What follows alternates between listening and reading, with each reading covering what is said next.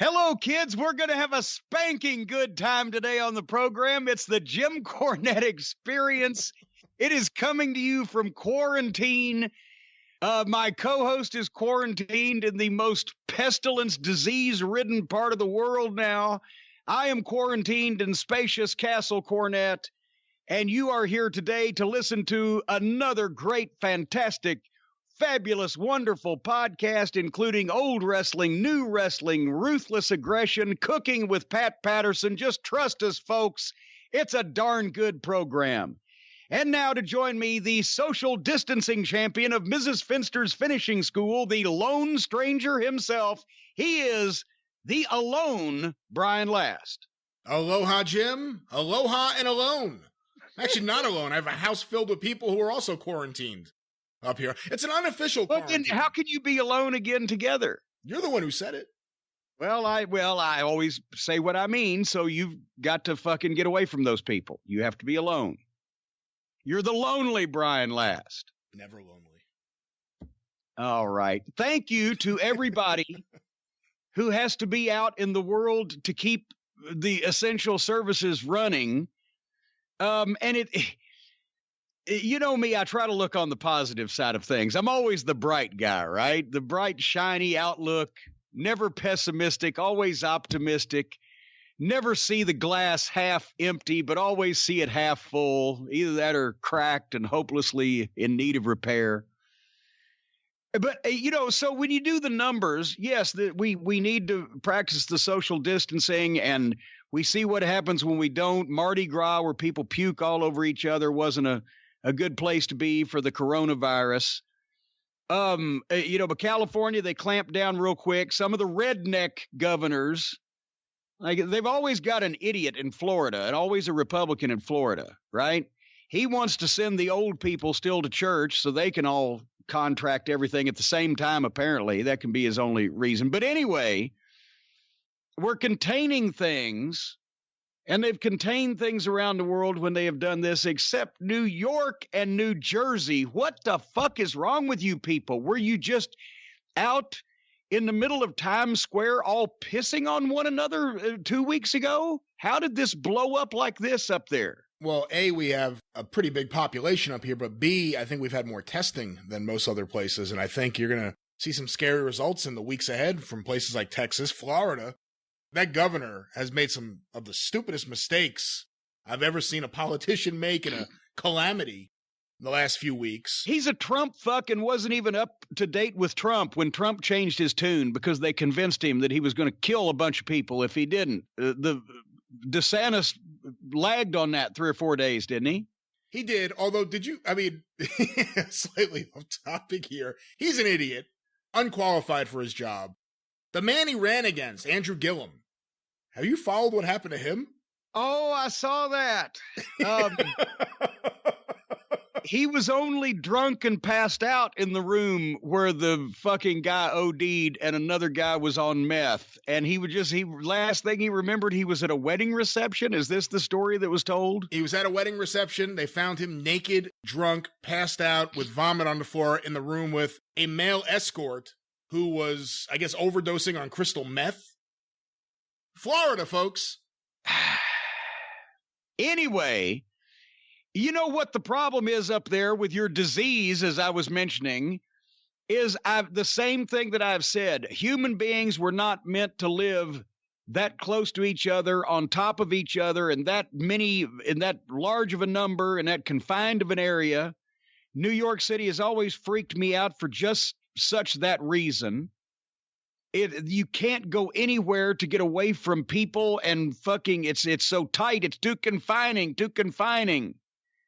You have to risk your life going out into Central Park to find a fucking tree.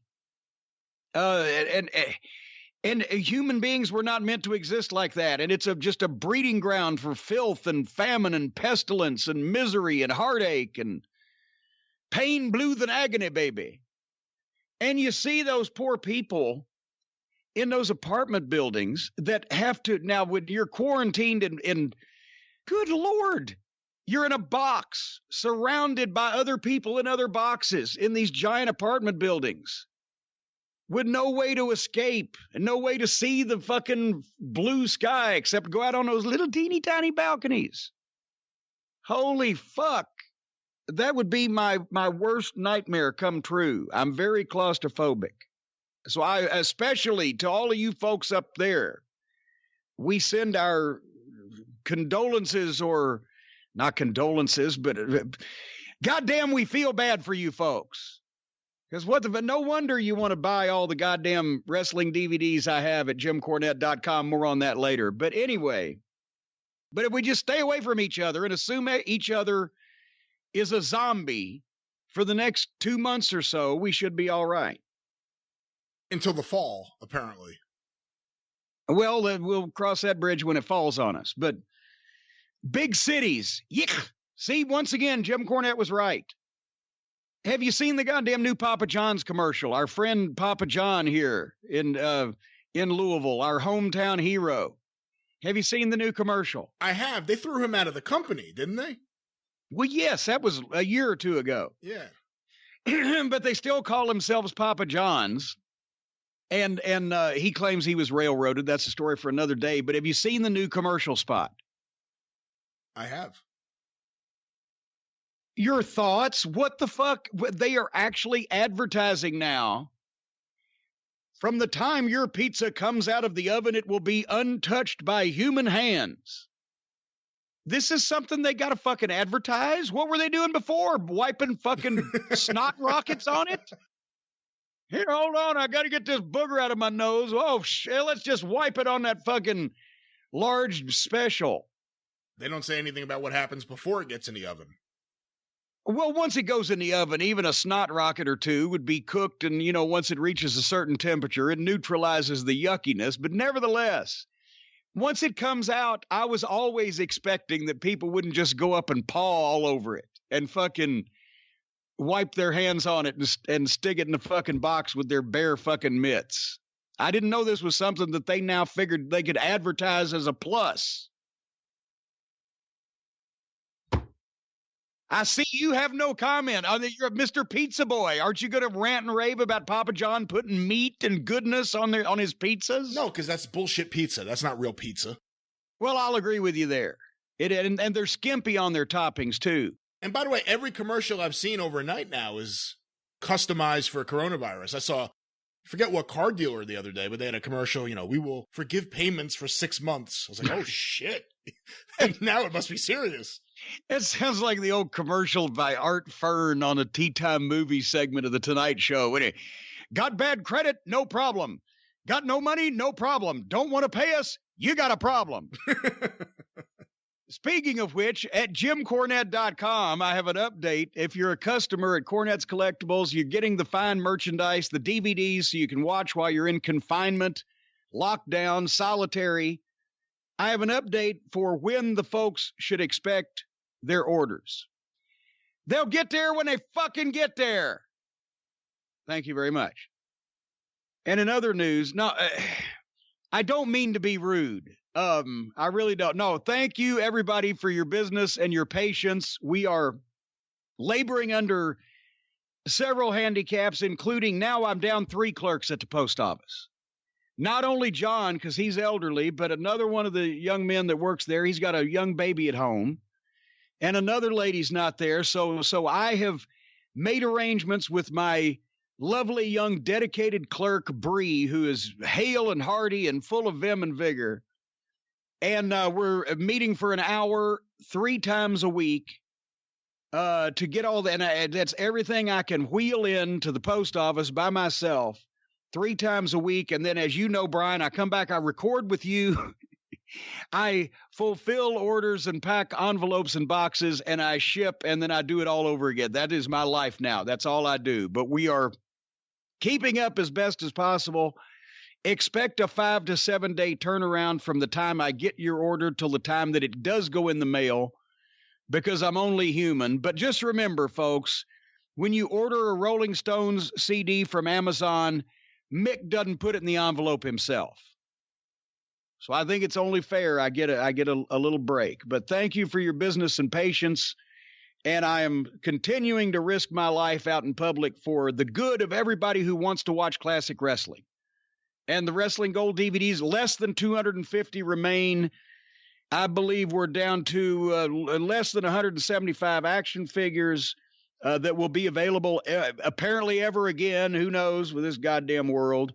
The Behind the Curtain graphic novel, if you'd like to read about some classic wrestling, is still in stock, and they are flying off the shelves, and so much more at JimCornette.com. We thank you for your support. Guess what they've done at the post office? What have they done? I walk in there. What is today? Well, today it matters not because we're recording this. They'll hear this 2 days ago. You know, we have a suburban post office. Nobody's ever going to try to stick that place up. You know, security and you see these big city post offices. You may have them up there in the wilds of pestilence-ridden New York, where you go up and they've got the bars on the window and they got the plexiglass and the blah blah blah, and the people are confined back there. It looks like a goddamn bank. You've seen those, right? I've been in a few of those, yeah. We got none of that. We have nice counters right about the right height for people to come up and transact their business, and it's all open, and there's decorations on the wall and etc. It's a nice southern type of post office with friendly people in it, and not a lot of traffic, especially these days, but it's usually not, except at Christmas, not that busy anyway.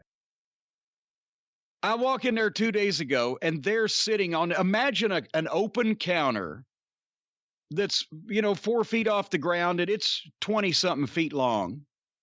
And there's 4 different cubicles where the 4 different people, it's a 4-person max window operation there, or clerk operation. 4 different stations right next to each other. And it's this giant open area is easily 6 feet high to the ceiling from the counter. And it's 20-something feet long. And to protect them, they have gone out to Home Depot, and they have got what looks to be like a 2 by 3 foot sheet of plexiglass. And they have goddamn taken some fucking shelf brackets and just screwed them into this thing so that they can sit this plexiglass. It looks like a large computer screen sitting on this giant counter, and that protects the fucking clerk behind it. There's no way those germs can go around the sides. And no, as Funkadelic once said, so high you can't get over it, so low you can't get under it. One nation under a groove, getting down just for the funk of it. The germs passing around this goddamn plexiglass operation. And there's a little slot down in the bottom where you can slide your mail underneath to the clerk so that there doesn't have to be any personal interaction. It looks ludicrous. My place put up shower curtains. Remember I told you that? Yes. Well, at least the shower curtain, if somebody fucking sneezes, it might catch all of it. But this thing would it's just like a fucking windscreen on a goddamn motorcycle. The entirety of the world can just come right around and over the top of it. But then it was, you can tell they went to absolutely no expense to set this thing up either. Literally 4 brackets, 2 screws, and a piece of plexiglass. You hear that? What are you, just day drinking? No, I'm drinking early again this morning. The Sprite Zero, the pandemic has crippled my Sprite Zero supply. I'm down to the small little cans. And, because they didn't have the regular size cans the last time I ventured out and was brave enough to go out in public. So I've got my big cup, and I put 3 of the little cans on some ice there so that I can make it through the program. It's very refreshing. Anyway, I got to clarify something on Twitter. You saw I made a snotty reply to Mr. Eric Bischoff for something that someone brought to my attention he had said on Twitter over the weekend. And basically, they said, what do you think, Jim Cornette, about Eric Bischoff saying that Bobby Eaton couldn't get over, just wasn't a top guy and couldn't be used as a main eventer? And I gave another one of my very pointed rebukes to Mr. Bischoff.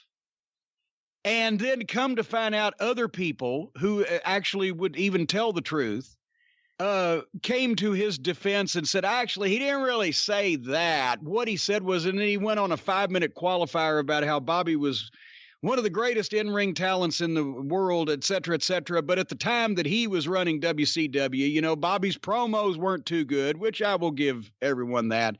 And he just couldn't be pushed on top at that point in time, et cetera, et cetera. So there was a qualifier to it all. So he didn't really say all that stuff. He just beat around the bush trying to figure out a way to not bury himself for not being able to push one of the best wrestlers in the world. But anyway, I took it at face value when they tweeted it because Bischoff has said so many stupid things in his life that I believed he would say, something stupid of this magnitude. But apparently he didn't say that entirely or completely or exactly. So I would like to say that I'm sorry to Eric Bischoff. I'm sorry, Eric, that you've said so many stupid things in your life that I believed that one. Anyway, you know what's coming up? Speaking of stupid people, see what I did with that segue there, Brian? Coming up this week is the Brawl for All segment of Dark Side of the Ring. It's this Tuesday, April 7th, at 10 p.m. Eastern on Vice TV and various other outlets around the world, YouTube or wherever the fuck they're on in Canada, et cetera, et cetera. But I haven't seen this one yet. But if they used anything that I did on this at all, I know one person specifically who's probably not going to be a fan of the program. I'll just say that.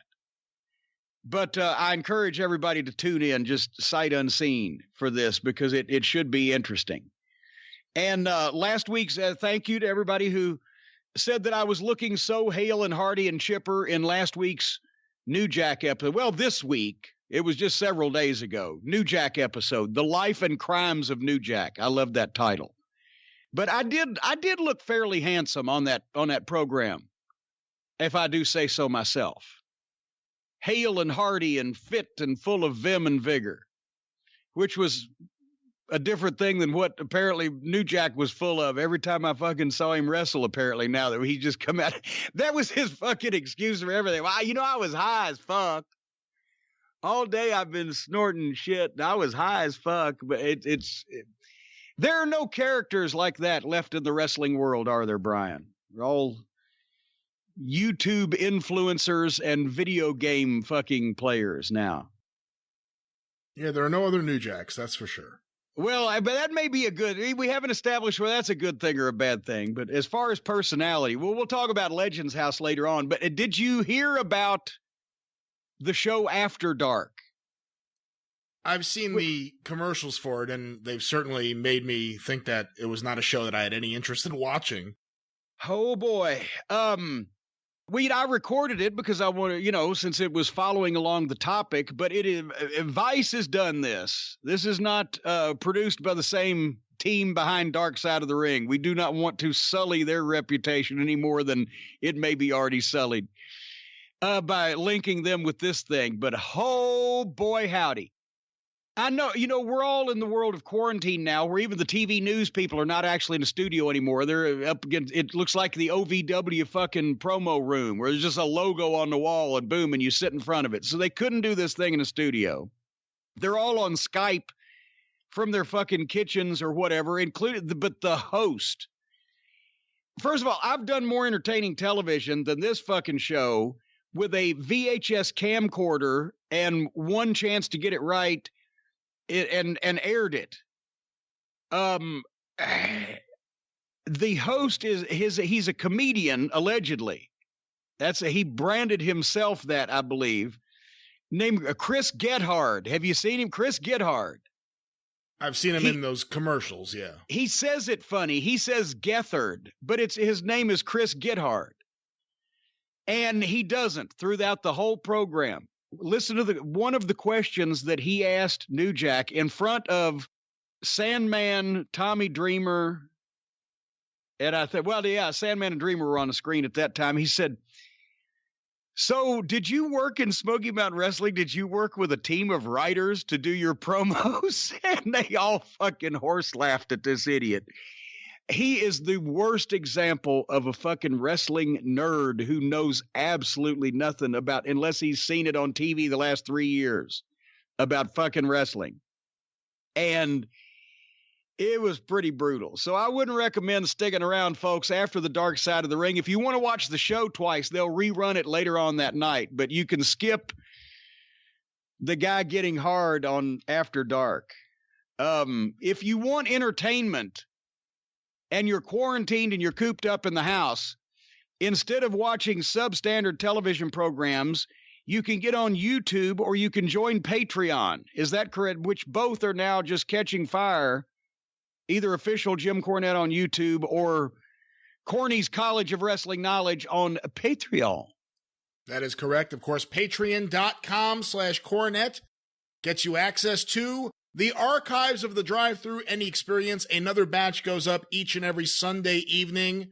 We now have a whole bunch of episodes up. Jim talking wrestling, Jim talking with guests, lots of great stuff. We also have now multiple compilations that were put together by a great listener, Sean, of all the cursing and insults from specific episodes. We just put up the one where Jim discovered Rob Gronkowski, and you get to hear all the insults. What? No, you fucked it up. You were right the first time. It's Ron Gronkowski. In one 14-minute compilation. We have a couple other ones up there from recent episodes, more from past episodes. You get to access all that content. Plus, we have the video and audio synced up for the first watch-along that we did here on the show a few weeks back.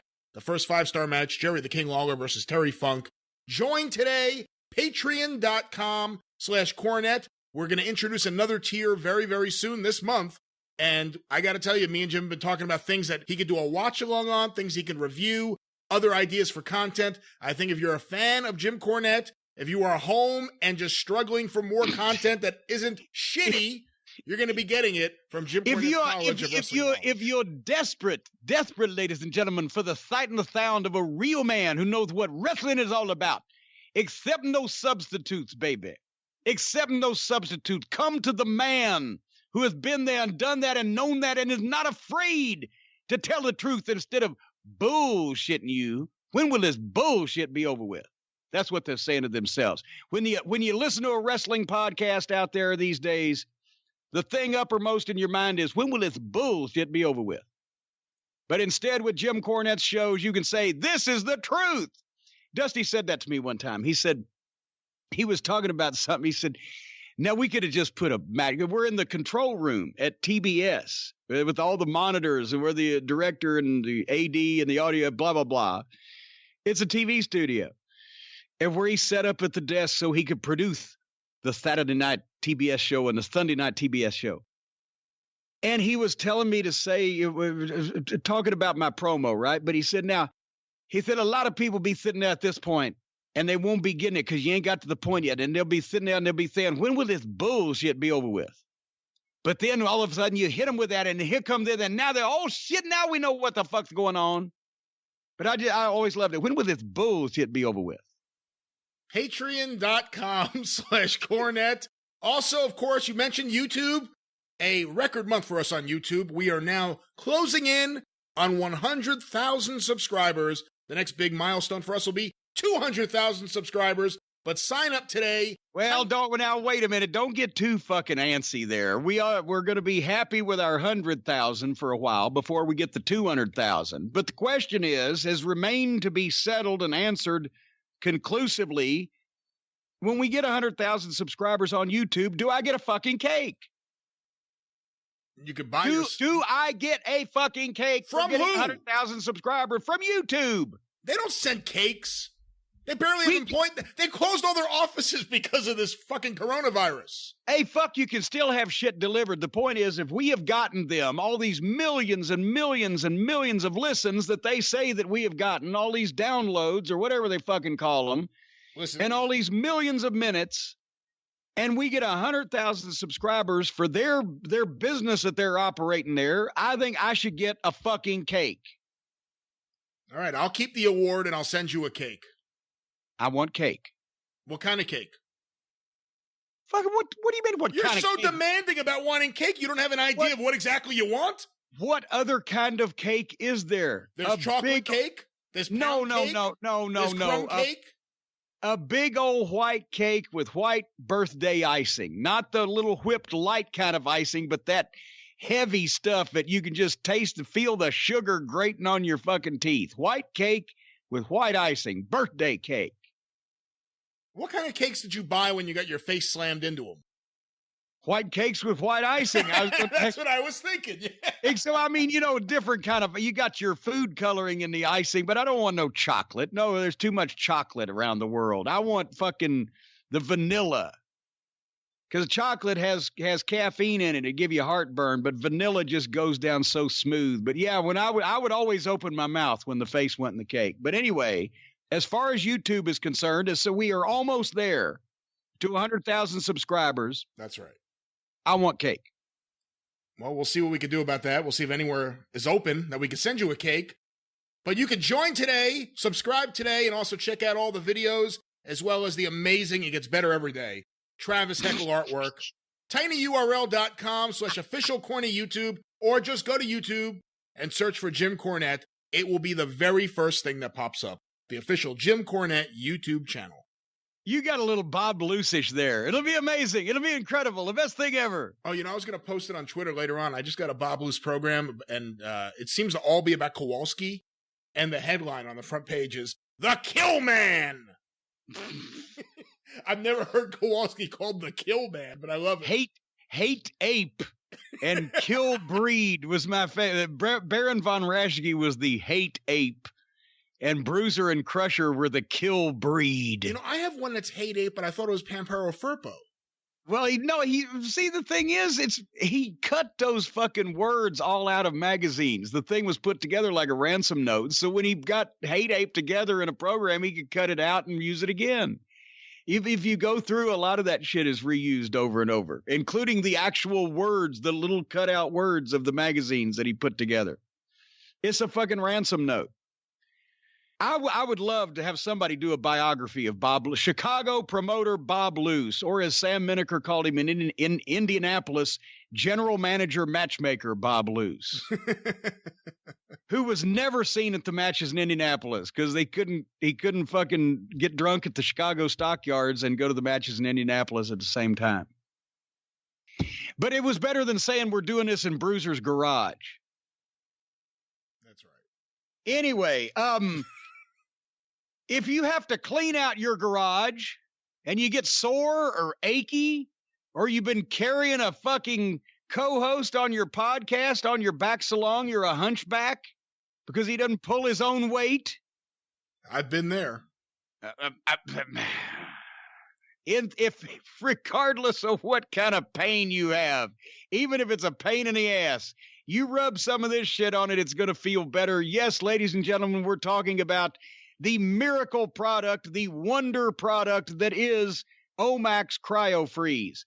If you're sitting at home suffering, and now that's exactly what you're doing, you're sitting at home and you're suffering aches, pains, arthritis, backaches, muscle soreness, joint pain. You can't go to the doctor. That's where all the germs are, for fuck's sake. You go to the doctor's office now, even for something that's not deadly or not serious, but just something you need to have addressed. You come out of that place, you look like fucking Stephen King in Creep Show with green shit growing all over you. You want to stay away from the chiropractors, the masseuses, the doctors, even if they've got a license as a masseuse, or whether it's just a rub and tug, neither one is good at this point in time. What you want is something you can do to yourself at home for yourself, and that is Omax cryofreeze. You roll it on, or you use the sport cream, which is my favorite, and it contains 10 powerful ingredients that combine to provide a powerhouse dose of relief which can last up to 8 hours. It says so right here, but I can vouch for it because it does. You can sleep on this shit. My mother-in-law, who's had the hip replacement and the knee replacement, my bad back, neck, hip, knees from all the surgeries and etc. Brian Last's entire family, nobody hurts anymore in the last manner because they're all using Omax cryofreeze. And since they're a friend of the show, you know it as well as I do, you're going to save some money. If you go to Omax, that's OMAX, health.com, and put in code JCE, you get 20% off everything. The cryofreeze, the roll-on, site-wide, omaxhealth.com, JCE. Get 20% off. If you have a headache, just rub this shit on your head. You know that my mother used to say that. You'd say, boy, my head hurts. And she'd say, anything that looks like that has to hurt. My mother just had one of those senses of humor. Anyway, drug-free solution.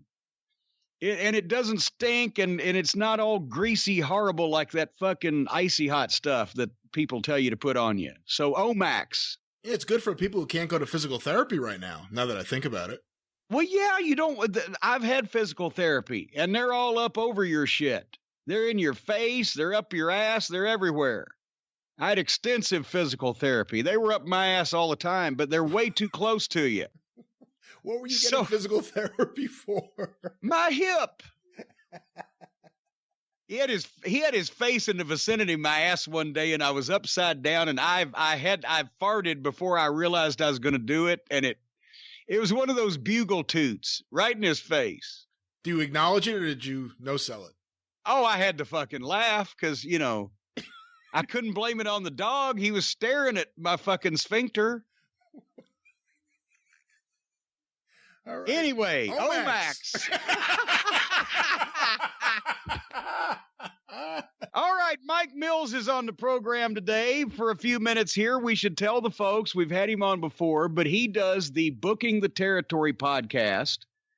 And he also has had a project going on for some time where he does a separate podcast and reviews in order every single episode of Smoky Mountain Wrestling. He hasn't finished yet. There's 200 of them. And every single episode, I don't know what the starting point was, but the 80s stuff of WCW or TBS Saturday night, the good days when it was still Crockett, right? What do you actually call it? Because, that is one of those things where people don't know what to call it. Do they call it WCW Saturday Night, which was a later name? Do they call it 605 Wrestling? Do they call it Jim Crockett Saturday Night? What would you actually call it?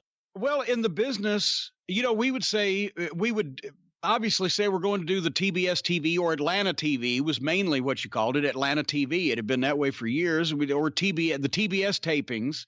And we would differentiate it by saying the Saturday night show or the Sunday night show. WCW was permissible back before that. The whole thing actually became WCW under Turner, and then you did, it was, oh, fuck, WCW, that's got to be bad shit. But really, I always just thought the Saturday night TBS shows is kind of, because even though it changed from Georgia Championship Wrestling to World Championship Wrestling, still the Georgia promotion to World Championship Wrestling under Crockett, then to the company becoming World Championship Wrestling, but just the Saturday night TBS show, I think, says it, because that was always the flagship. The syndicated TVs that Crockett did, Worldwide and NWA Pro, and then what did they turn NWA Pro into? God damn it. No, before it was Mid-Atlantic Championship Wrestling and NWA Worldwide, and then they turned Mid-Atlantic into NWA Pro. That's right.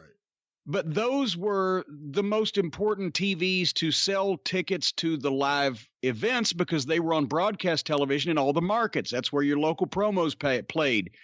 Yeah, we're coming to Baltimore on February 23rd or whatever. But the TBS show was more important for being able to make stars and just, bring national attention to your issue or to yourself. And they would also, you would have longer to talk because it was a 2-hour program and there were fewer main event matches. But when they had one or did one for an angle or whatever in the studio, it meant more. It seemed like it was a bigger deal.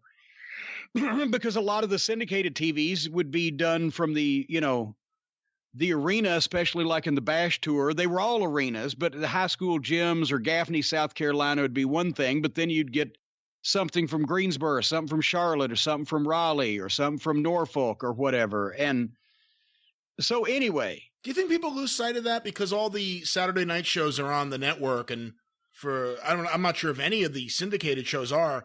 Do you think younger fans may think that was the most important show? I mean, when you think about it, all those big angles, like you burning Ronnie Garvin, Nikita turning babyface, Like that was all on the syndicated show and then got replayed on Saturday night. Yeah, and plus it was easier to have a main event style match anyway in front of those rabid crowds in anywhere on a Tuesday night within 120 miles of Charlotte that had a gym that could seat 1,500 people, whether it be a high school or a college or whatever. I mean, they outgrew the Shelby Rec Center. They could maybe jam 1,000 people into that thing. And we started getting such big crowds there, they couldn't get the fucking TV equipment in. Had to quit running it. But it was chaos, and the Rock and Roll Express were so hot. It was tons of girls, and it was the kids that went to that particular school. And it was people that didn't get to go all the way to the big city of Charlotte or down to Columbia or wherever they were an hour from to get to see the regular matches. So they hadn't seen a lot of live matches. And the sound and the heat was off the charts. So that was an easier environment to have, top main event style matches in than the studio. So the syndication, you actually, you still had a lot of squash matches. And that was the thing with it's a 1 hour show and it's 46 minutes taking commercials out. So with me in the ring doing the introduction for the Midnight Express, then following them down the aisle with the music entrance, when they would get in the ring and be pulling their fucking robes off, if it was just a squash match, that's when Tommy Young come over and say, go home. They're still taking their fucking robes off. Go home. That's all the time we had. So bing, it would be a minute and it'd be over with. But on Atlanta TV with the shorter entrances and the more time, we got time to have those longer squash matches that people remember. So our job guy matches on syndication were horrible, but the main events were incredible. In the studio, it was the opposite. The squash matches got more time so we could make them interesting, but you didn't get as many main events in the TBS studio. Why are we talking about this now instead of just having Mike on here in a second to talk about his program so he can ask us these questions? We were setting up Mike, who also is my co-host. Well, Mike has been set up before. He's also my co-host on the Mid-South, I can't even remember the name of it, the Mid-South Wrestling Television Review Podcast, midsouthpod.com. We review week by week Mid-South Wrestling. We are right now in the spring of 1983. Well, that's right. So he's rating Mid-Atlantic, he's rating Smoky Mountain, he's rating Mid-South. He's seen more of this shit lately than I have. So I wonder what he's got to say about it. Let's bring him on. We'd like to hear it. Here it goes. Well, Jim, let me do a big introduction because I do a couple shows with this guy. Now on the line from Booking the Territory as well as the Mid-South Wrestling Television Review Podcast, Mike Mills, not Mike Mills from REM, Mike Mills from Wrestling. Mike, have you washed your hands lately down there in Louisiana? I literally just washed my hands like 60 seconds ago. So that would be an affirmative yes, Jimmy. Good, because we all know, boy, when we were down there, we called it Louisiana. I've heard that before. I'm not knocking your state, but remember, all these people were always trying to kill us every night. So Buddy Landell used to be able to say Baton Rouge in his promos, and he would belch every time he said bat in Baton. So it'd be Baton Rouge. And the people just hated that. When the name of their city would be belched by Buddy Landell.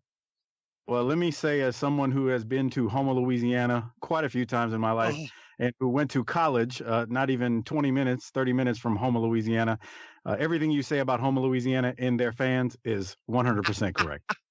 Did you ever get to see the inside of the Houma Rec Center? If we're talking about the East Park Rec Center in Houma, yes. Well, okay, I guess that was the official name of it, I guess, where they had the matches, the Mid-South matches back in the 80s. Yes. Wow. I can only imagine trying to get out of that place with the heat you guys used to get. And I'll just leave it at that. Well, what a building. I will admit this. None of us tried to get too much heat in Houma. We didn't try to get too much heat in Houma at all because we were locked in the locker room one time, me and the Heels. Because it's like a cinder block building with a small balcony, and the only way to get into the locker room is to go into the building where the people are and then turn to the right into the heel locker room. And there was no back door to the locker room and no window. So after one night when Hercules Hernandez and Dr. Death had beaten up half of ringside on the way back to the locker room door, the cops locked us in there and said, we're going to leave the door locked until we can clear the building. So there's fucking 6 heel wrestlers and me sitting in this cinder block room locked by order of the police until they could get all the people out of the building so we could come out of there. And I'm thinking, I think I was the one that brought up, what happens if the fucking people win and the cops lose? Who's going to come back and get us? Because we can't get out. It was interesting. Anyway, Mike, what have you always wanted to know about all these television programs that you review that I was on?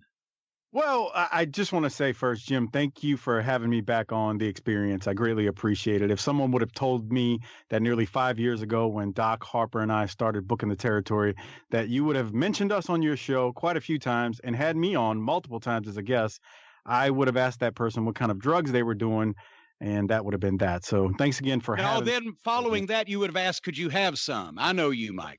Nah. Reprobate. I'm as straight as they come when it comes to that area. I'm a bit of a nerd. I don't mind having a few drinks. Hennessy is my preferred drink of choice, as all of my listeners know. But when it comes to other illegal substances, that's just not that's not my deal.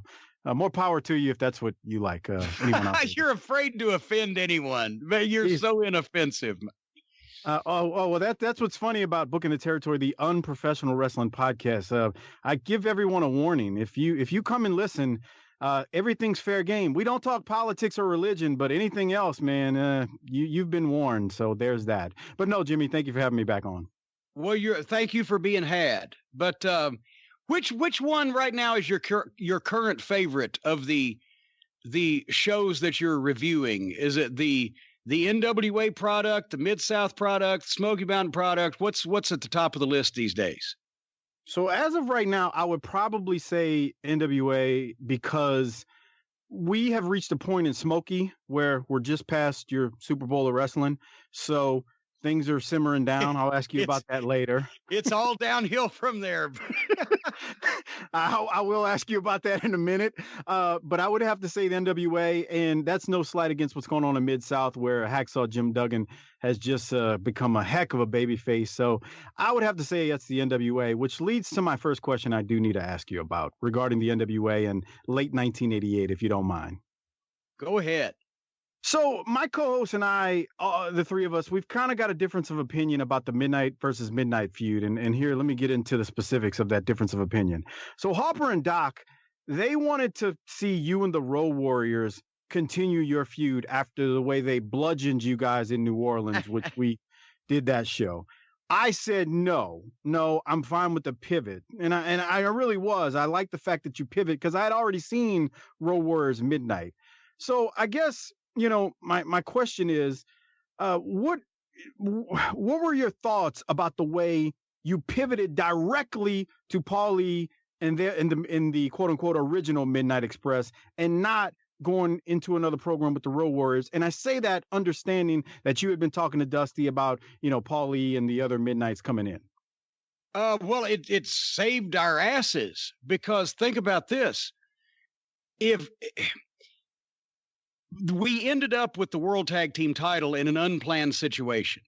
So that was fine, because the Midnight Express had been world champions before. We were a top team. People would accept it. It wasn't, just because we won that match when Tully and Arn were leaving and got the 15 minutes notice. Okay, you guys are going to be the new champions. We knew it wasn't going to be a long-term thing because it wasn't in Dusty's overall plan. But at the same time, we needed to figure out what we were going to be doing. And that's when I started talking to Dusty about bringing in Paulie and Dennis and Randy, because immediately after the Horsemen, we went back to working with the Fantastics on the house shows. Now, they were great matches, but we had done that earlier in the year for like 6 months. Besides that, now people are kind of on our side. So the response is mixed. Some people are still cheering the Fantastics, but some people were cheering us because we had been placed in the sympathetic position against the Horsemen. So that wasn't going to last. Plus we had the belts, and Dusty, with TBS taking over the company, Dusty wanted to really hotshot as much as he could to try to get the houses up to show that, the new owners that he had a handle on things. And so he had planned to switch the Road Warriors heel. And it just made sense that if they were going to become heels, they should also finally have the belts, because that way it was a new way of presenting the Road Warriors. They'd never won the titles before, because the problem was how you're going to get them off of them, but he'd worry about that later. But if we had continued facing the Road Warriors in rematches, then we would have got our ass kicked every night. We weren't going to beat the Road Warriors under any circumstances, but especially not now. Now we would have been baby faces. We would have been getting the shit kicked out of us by the Road Warriors. And it, as you said, was already a program that had been done, even with us as heels and them as baby faces. It wasn't new. This way, all we needed to do was get away from the belts. Dusty can have the belts, boom, so that he can put them on the Road Warriors. And then he and Sting, and I think, was Luger a babyface still at that point? Whoever the superpowers were going to be to work with Dusty against the Road Warriors, they're in that issue. And we've got a brand new issue that takes up our time and our energy, so the fans aren't going, well, what the fuck? The Midnight Express just sitting around doing nothing, not going back after the World Tag Team title. We had just been attacked by rivals from our past, and we needed to get personal satisfaction. So it gave us something to do to keep us busy.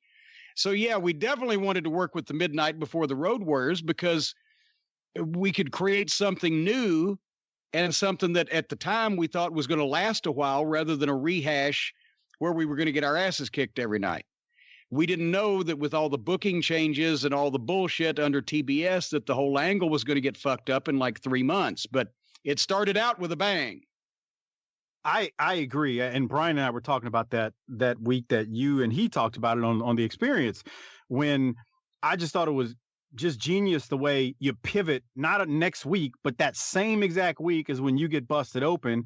And that's what I told Doc and Harper. I was like, they did it perfect, because you totally forgot about what happened. Well, you didn't totally forget, but it just went past your mind. And then all of a sudden you're like, oh my God, Paul Lee is here with Condrey and Rose, and it was like a fresh new coat of paint. Let's see what's going to happen. And that's what I loved about it, which leads into the next thing I wanted to mention. Well, thank you, by the way. I appreciate it. But that was the same thing that they did. If a program is going to end where the heel got the last word over the babyface, if you give a shit at all about the babyface, they have to have a reason for not trying to go back and get even. And it's the same principle with the first Hell in a Cell with Undertaker and Shawn Michaels. Undertaker wasn't going to win the belt, so the intervention of Kane allowed Michaels to escape with the belt, but instead of Undertaker chasing after Michaels, he had bigger fish to fry with the appearance of his long-lost brother, and that was his graceful exit. It's the same principle. Give them something else to do so the fans don't wonder why they're not trying to get even with the guy that just screwed them around. And that's exactly what I thought happened. Now, as you went into these promos at the end of '88 with Paul Lee, specifically around, I mean, there were such great ones. There's the one where you're talking about not relying on Mama Cornette as a crutch anymore. The fans in the freaking studio go nuts. I don't know if you remember that, because you had always stressed all of your promos, Mama Cornette's assets, and Mama Cornette's helping me do this, and Mama Cornette's helping me do that. And you literally raised your racket and told the crowd to be quiet. And you're like, I'm not calling on Mama this time. And they go nuts. And then it's you and Paul Lee going back and forth. And then Dennis, he had one that was just great. He said, Jimmy, Mama Cornette wasn't in the back looking for two wrestlers for you back then. She was looking for something else. And then you come back at Paul Lee with the, Paul Lee can't get it up. And you didn't say that, but that was. Well, no, wait a minute. Back up. Tell the people it was just a quick introduction. And I said of the Midnight Express, but before I did it, I said something to the effect of Paulie dangerously doesn't have to worry about having any illegitimate children running around here, because I held my finger up like a number one. I said, even if a woman would, and then I bent the finger in half, he can't. And that's as far as you could get anything by TBS in those days. You couldn't cuss at all. You couldn't be, you had to be a double entendre had to have a really double meaning, or you couldn't fucking get it by. But fortunately, we, pushed some things by. But the promo after the incident, I spent a lot of time thinking about, because I knew that was our chance and we needed to establish several things. And one of the biggest ones was, if we're going to go all the way babyface, then what am I identified with? As you said, my mother, she's bought everything for me. She's done everything for me. That was the gist of my heat at that time, as I was this young kid, mama's boy, little brat. And so how am I going to get those people behind me?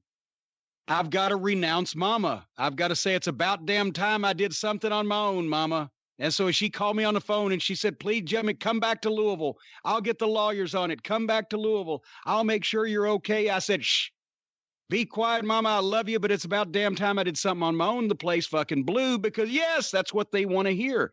A babyface promo, especially from a heel that's just turned babyface. You have to say what the people want to hear from you, that they would say if they were in that position, if they had the forum or the opportunity. You're speaking for them now instead of against them. And the hush up thing wasn't pre-planned. It was just that the people in the audience, because we didn't have in the studio, there wasn't a PA system, because it was a TV studio. You were yelling, you could hear from one side of the fucking room to the other. But I was so into the first things that I was saying that the people started chanting for me. Well, that's great under normal circumstances, except I want them to hear what I'm about to say. So in the middle of it, I just held my hand up. I said, shh, like, hold on, you want to hear this? And thankfully they bit, and they went, and the place went deadly quiet. And then they could hear me make the point, and then they pop at the right place. It's like, I was watching again, somebody retweeted the angle between Watts and I, the slap on Mid-South Television that kicked off the last Stampede. And I noticed this, and I don't even think we've talked about it before. Brian, remind me if we have, but Watts almost jumped the gun on that and cut me off before I was finished, and I had to stop him. Because we didn't have specific cue lines, or we didn't have anything written out that we were saying. He had told me, you just get all over me and you just read me the riot act about how pissed off you are about what's happened to you, and you start talking about my family. And finally, when you start talking about my family, that's when I'm going to stop you and say, I'm going to turn away one more time, right? And then you won't let me. Here comes I knew the slap was coming. That may be why I was trying to prolong things as much as possible. I knew that slap was coming. But when I'm getting up in his face and I'm pointing the finger in his chest and I'm just telling him off, he started to stop it because he thought that maybe I had forgotten to mention his family, but I was just wound up and trying to get everything in. And that's when he started to stop it. I wanted to get the line in. So I said, shut up. You got a mouthful of memories. Your brittle old bones can't back up anymore. And when I did that and he wasn't expecting it, it caused him naturally, because the people go, ooh, and he has to back up a second to register that, to make the mean face. And that gave me a chance to go into the family business. And I'm going to have your stupid, geeky looking son, Joel, swabbing out toilets and selling Midnight Express t-shirts. And then he catches the fucking hand and I'm going to turn away. Boom. He almost cut me off, but I was so cranked up, I wasn't going to let anybody stop that, because I knew this was a money fucking angle. And they're still replaying it 35 years later. So apparently I was right. But that's the kind of thing you felt as you went out there, because there were no hard and fast cues and there was no pre-written script for these things. And it's the same thing as figuring out a way out for a baby face, or a way out for a heel to go in another direction. It's the feeling of the thing. You have to be involved in who these people are, and then feel what's natural for them to do, that the people won't say, well, fuck, that kind of sucked. I don't believe that. And it was just, reacting. What you just described also with the interplay with you and Watts, that's exactly every single promo between you and the original Midnight throughout that November, December timeframe, as you guys are building up to Starrcade. '88. That's exactly it. Like, if anybody goes out there and rewatches that stuff, whether you find it on YouTube or the network, you'll see exactly what Jim's talking about here. And the reason I'm saying that is because one of the things that to me made the feud so good, even though we'll get to why it didn't work out in a minute, is you guys went back and forth in that same manner every single week, week after week. In between there was a clash where you didn't work with them, but it was still a great match, the clash that you guys had. But every single week, you and Paul Lee are going back and forth. Even Dennis, like I said, he gets on the mic at one point. All of that's going on. The feud is going great, Jim. But I have to ask, and I know the story, but I know there are listeners of Book in the Territory who when we get to this point in a few months, are going to say, well, what happened? Why'd the feud die? So we go a few months with you guys going back and forth with these promos that you're describing and I'm describing here. We get to the Chi-Town Rumble. Dennis is not there. Jack Victory fills in. I know you've told this on here before. At least I feel like I've heard it here, if not somewhere else. For those who haven't heard it, tell us what happened with Dennis. And then I do have a follow-up question after you tell us what happened with Dennis. If Dennis would not have left, what was the plan? Well, first of all, the promos were fun for me and Paulie both, and we loved one-upping each other. And plus, I was having fun because I wanted to prove if you did it right, you could be a babyface manager, at least for a limited period of time, and we got that. But one of the promos I liked was when I had that bloody jacket, and I said, Paulie, after they finish with the original Midnight Express, I'm going to ball this thing up, and I don't know which orifice is on your body is the biggest. It may be your mouth, but I might have to stretch one, and I'm going to run this jacket straight up to the elbow, up that very self-same orifice. That was as fucking shady as you could get with language on TV in those days. But anyway. I just want to jump in real quick. One of my favorite things about that promo specifically, and that's the famous one where you come out the week after you get attacked. When you say that line and you hold your arm up to show up to the elbow, Stan Lane does the same thing. Yeah. Stan's been up to the elbow in a number of, nevertheless. So what happened was, in a nutshell, was we shot the angle and Dusty had approved it on November the 1st. Well, then Dusty, a couple weeks later, does the angle with the Road Warriors where they spike him in the eye. TBS gets mad at it, and they decide, no, we're going to fire Dusty as the booker. And then all of a sudden, we're out west with just starting the house show loop with the original Midnight, and we get this screwy finish, go to a 20-minute Broadway. What? In a fucking angle match? And then that's when we complained and etc. And I think that story's out there on YouTube. If not, we'll do it at length later on. That could fill an hour and a half. But anyway, we found out that Dusty had been fired and they were looking for a new booker. And that's when Jimmy Crockett took over as what he called a maintenance booker. He didn't want to book. He didn't like to book. And he admitted he didn't know how to book. But for a couple months, he was just going to try to keep things in the right place until they got somebody. But Jimmy Crockett did not like Randy Rose's work. So in between the end of November-ish or so and the middle of January, when they announced that George Scott was going to be the new booker, which Jimmy Crockett was, I guess, all on board with because he had worked Magic there before. Little did we know. Jimmy Crockett had booked the February pay-per-view and decided to do a loser of the fall leaves WCW match where Randy Rose would lose the fall and they'd get Dennis a new partner. Because he liked Dennis, because Dennis had drawn a ton of money for him. But then George Scott comes in, didn't know who any fucking body was, and it actually came out and told us, well, between the two teams, I'd have kept the original Midnight and got rid of the other ones because at least they were newer. Because he didn't know who the fuck I was, Stan was, Bobby Eaton was. He didn't know any fucking thing. He didn't know a lot of things, as we would find out, and be fired, less than 3 months later. So now we've got a new booker besides the new booker that booked the fucking loser leaves fucking WCW match. And Dennis was pissed because the whole idea that he came back in with the original Midnight was because of the personal issue that we all had with each other. And where was this new partner going to come from?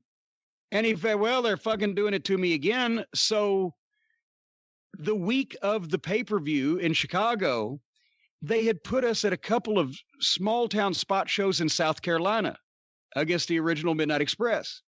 And Randy was there and Paulie was there, but Dennis wasn't there.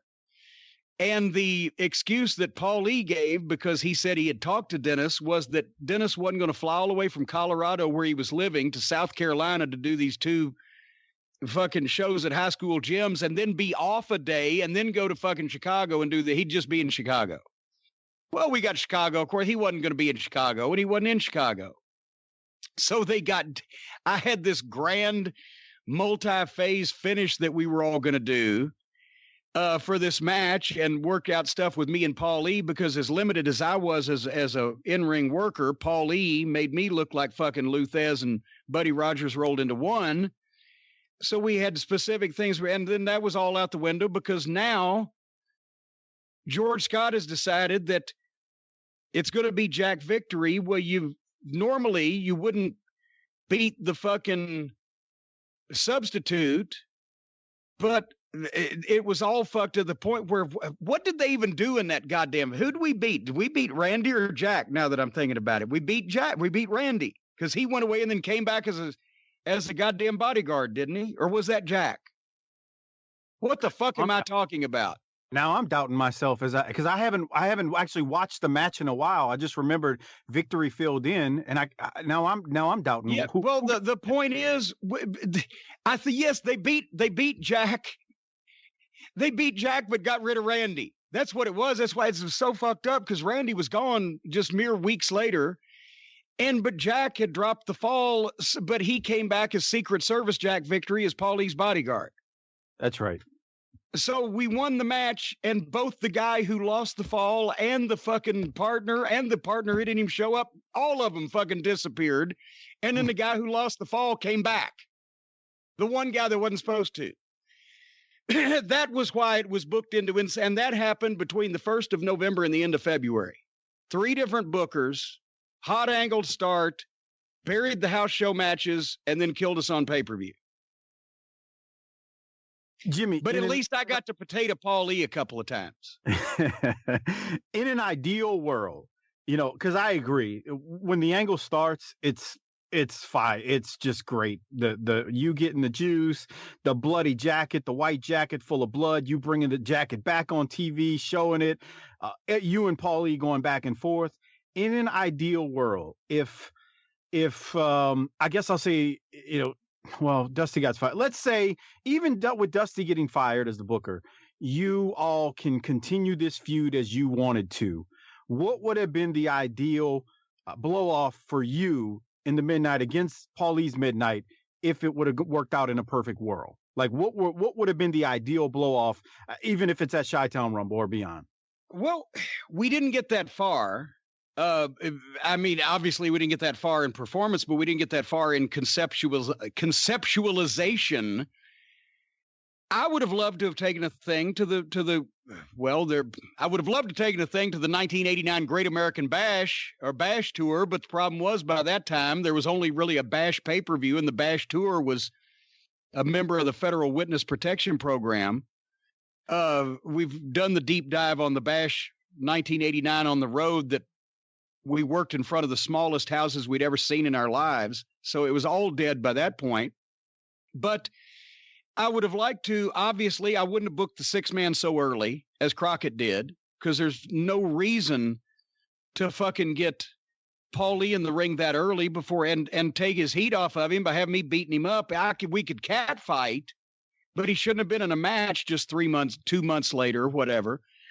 I would have loved to have done the 6-mans all across the country to watch Paulie blow up every night. He was scared to death he was going to get hurt, and he was in worse shape than I was. So he would blow up because he was so tense, and he knew he was green and he didn't want his shit to look bad. But at the same time, grabbing a hold of him by the neck was like grabbing a goddamn table leg. He was just fucking petrified.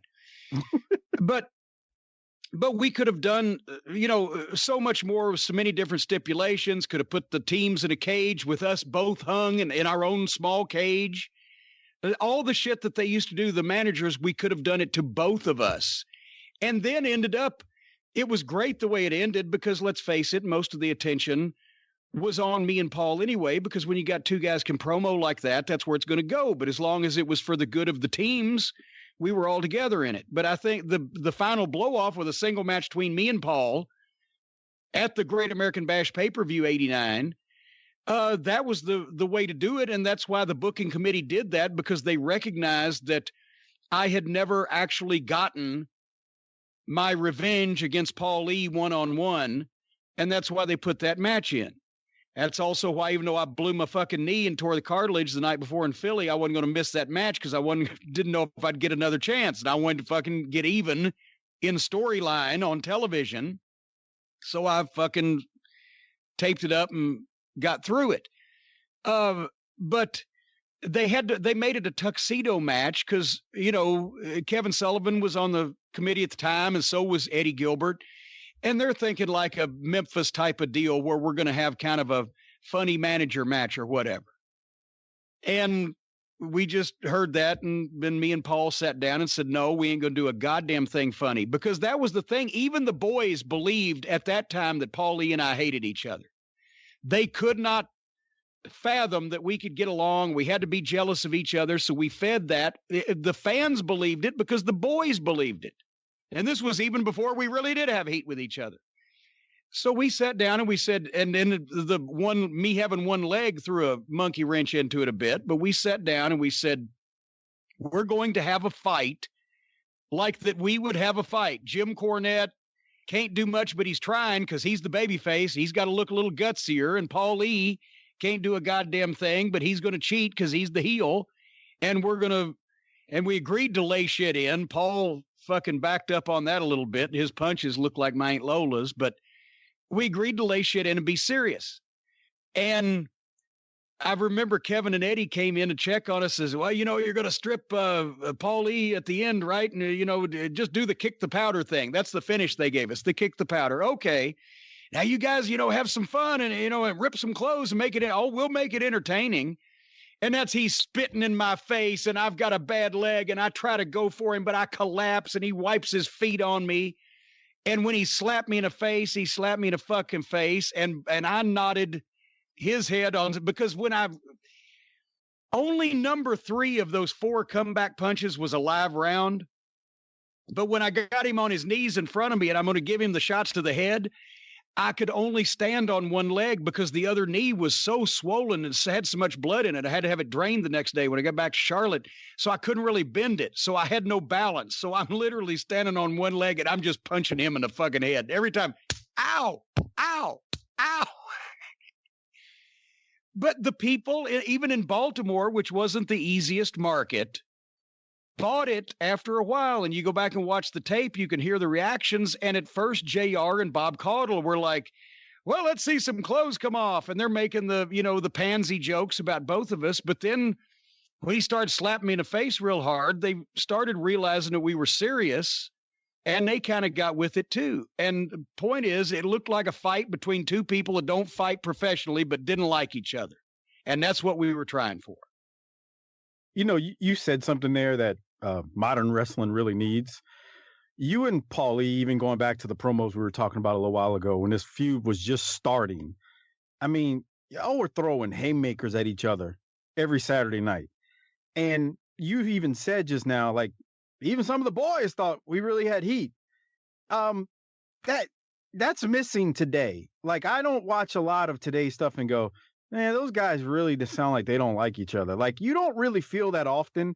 And, that's something that Arn Anderson could do well back in the day. I mean, Flair obviously could do, but you guys really were throwing haymakers in those promos to making it sound like you really hated each other and wanted to kill each other. And I guess the better part of it with you and Paul Lee was, you're both these, and I don't mean anything offensive by this. You're both measly managers, you're managers. You're not these big time brawling wrestlers, muscle bound wrestlers. You're just managers. And to know that, you're out there just throwing these haymakers. I mean, that made the whole dynamic of it that much better. And like you said, you got the guys even thinking, wait, these two managers really don't like each other. Well, plus, and we didn't clear shit with each other.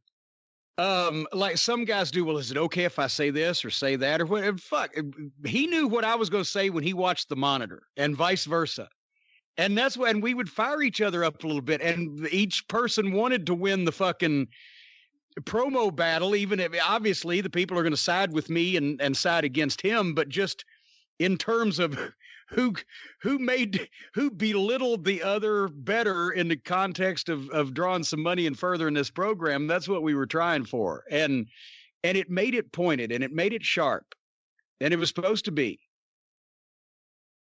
That's what makes it so much great TV back then. And like I said, we talk about it for an hour and a half, 2 hours every single week whenever we review these. So it's just really good stuff. And it's a master class in promo school. Like if you ever want to know how to cut promos, go watch the Saturday Night TBS episodes from, and I know there's more out there than this, but from 85, through 88, 89, you will get all the great promos you could ever imagine. There's not much wrestling on most of those shows, but the promos are something else. And that's that. Hey, Jim, how frustrated were you, though, and the Midnight for that, Stan and Bobby? Y'all got the Arn and Tully feud got cut off because Arn and Tully left. That thing going to be great. And then the Midnight gets cut off. In that 88, 89 time frame, how frustrated were you on a scale of being frustrated with Tim Horner? Like, was it that anger? Well, no, even worse, because there was actually important shit riding on it rather than just Horner being a fucking hillbilly. We're making more money than we even made with the Rock and Roll Express with Tully and Arn for that short 6 weeks or whatever, because we did $140,000 in Richmond, Virginia, and got paid as a double main event with Flair and Luger, right? Partial fucking weeks where we wouldn't even work every day of the week. We were doing $6,000. What is that in today's money? Somewhere around fucking 15. And then all of a sudden they leave and that goes away. And then I figure, okay, I've got the rabbit out of my hat. I've talked Dusty into bringing in the original Midnight. We know we can tear the house down with these guys. Me and Paulie can talk them fucking in. They'll believe this. That gets cut off. And at the same time as that's getting cut off, not only did they bring George Scott in as Booker, but I meet Jim Herd for the first time. And that's when we decided, we legitimately, in spring of 89, I'll tell this story and then we'll wind up because I do go on about this. But in spring of 89, we decided our contracts, when they're up in April, we're done. We're not going to work for George Scott. He doesn't have anything for us. He doesn't know who we are, and we think he's a complete idiot. And our fucking opinion was borne out by the facts when he trashed the whole company. And we weren't going to stick around and get beaten into powder. We weren't going to go to the WWF. That's what everybody thought. I went to Jim Ross and I said, look, when our contracts are up, we're going to take some time off. We're going to go work for Bill Dundee and Continental for some shots. And we think that they're going to fire this fucking guy. And we will come back when somebody that we can work with is in charge of the book. And that's what happened. We gave our notice. I did the promo since the Midnights were baby faces saying that Bobby had been injured and we'd been burnt. And now that we'd gotten rid of the original Midnight Express, we needed to take some time off and reevaluate. And if we can't return at a time when we can be once again the greatest tag team in all of wrestling, then we won't be back at all. And we taped that and had our finish date ready, and they fired George Scott before we finished. Right after the April Clash of Champions that fucking tanked so bad and did a horrible house and not even the greatest ratings because he was just an idiot and didn't know how to promote shit. So immediately Jim Ross, who was in charge of the new committee, asked him, well, you just stay. No, we've already got bookings for Dundee. We were looking for a couple months off because we are burnout. So we made the deal to leave in April and come back in June for the World Tag Team Title Tournament, where, as you know, we went to the finals and then put the Freebirds over. That's when while the time that we were off, I had my first meeting with Jim Herd. So to answer your question about how frustrated we were very frustrated until George Scott got fired. And then there were people in charge that we knew would take care of us and knew what the fuck was going on. But then I met Jim Herd in our contract negotiations. And he wanted to cut us from $225,000 a year each guaranteed to $75,000 a year for the Midnight and $100,000 for me because I could do announcing. And therein went that whole goddamn negotiation where I said we're prepared to take a cut, but not an amputation. And I realized that Jim Herd was going to be the bigger obstacle, because now that I had a chance to sit down and talk to him, I realized not only was he an asshole, but he didn't know what he was doing in the wrestling business, which that also would be borne out by the facts over a period of time. So from that point forward, it was constantly, we love working here. This is our home. We're over. We're established. And everybody wants to work with us that's on this talent roster because they'll have their best match. And hating Jim Herd for destroying the company right in front of our eyes. And that took the next year and a half till we finally fucking said, fuck it, and we're done. Oh, but it was a lot of frustration. Oh, boy, and somebody said, boy, that was a great match with the Rock and Roll Express and the Midnight Express at Wrestle War 90 in Greensboro, February of 1990 on pay-per-view. Was it February? Yeah, February. I said, we're so pissed about how they're using us that we're going out and having the best match on the show and tearing the house down just to fucking piss everybody off. Because then we could say, oh, we just had the best match again. You just won't do anything with us. Oh, we're more over than everybody else. You're just an idiot. And they were treating the Rock and Roll the same way at that time. So that was a little grudge match. We had a grudge against the Office. I can hear the frustration in your voice when you speak of it, Jim. I can hear the frustration. Well, you know what the folks can hear? They can hear your voice all the time with you and Brian and you and Doc and you and MOUCE or MOUSE, you and Mickey Mouse, you and everybody on all of your various programs. Tell everybody where they should listen and how they should listen. All right, so go to tinyurl.com/BTTpod. That's how you can find the show, or just search Booking the Territory wherever you get your podcast from. As of right now, like Jimmy and I were just talking, we're in the middle of the Midnight Express feud on our Saturday night recaps that we do. Those drop on Thursday nights at 7 p.m. Central Time. And then with the Smoky Mountain Wrestling recaps, we are, Jim, up to episode 189 at this point. So we're in the tail end, 11 more to go at this stage. And we have literally done every single episode up until here. And like I told you, we're just past the Super Bowl of wrestling, where I'm guessing you are starting to go crazy at that moment in time. Oh, yeah. And you probably know him better than I do now at this point. But yes, I wasn't gray haired then, but I should have been right about then. I honestly don't know how you were holding it together mentally. I know you've spoken about that many times on this show, but you can listen to all that greatness, all of our Smoky Mountain Wrestling recaps and the Saturday night TBS shows at tinyurl.com/BTTpod. We're on Twitter at BTT_podcast. Brian Last loves those underscores. And I'm on Twitter at Mike504Saints. I oftentimes like to post clips and from the shows that we do. So, Jimmy, thank you again for having me. Brian, thank you as well. And Jimmy, let me just tell you, when it comes to pizza, you are right. Your co-host knows nothing. Put some damn meat on the pizza. It's not there. You go. There you go. Proof, ladies and gentlemen. No, proof of nothing. He's from Louisiana. He lives in Texas. He doesn't know shit about pizza. It's proof that normal people eat meats and toppings and goodness and savory goodness on the top of their pizza instead of just an old cracker with some cheese and a little ketchup on it. Neither one of you are normal. Well, so now you're calling somebody Abby Normal.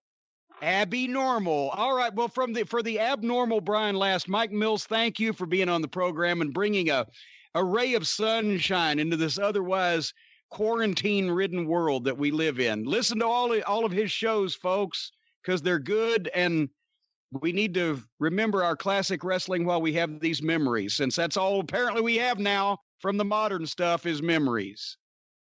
Well, there he is, Mike Mills from Booking the Territory, as well as the Mid-South Wrestling Television Review Podcast, a good friend of the show and a great guy.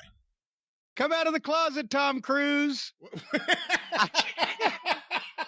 See, that will mean absolutely nothing to anybody listening, but I knew it would pop views. That's why I did that. South Park is a wonderful show. Anyway, we've got an email from one of the Cult of Cornette listeners before we talk about our program schedule next week and the special stuff. But it's from Grant, who says, "Hey, Jim, I've been a fan of you, your rantings," I'm sure he meant ratings, "and all of your podcasts, books, whatever, for a long, long time. This week, my grandfather passed away at the age of 85, and he was a lifelong wrestling fan.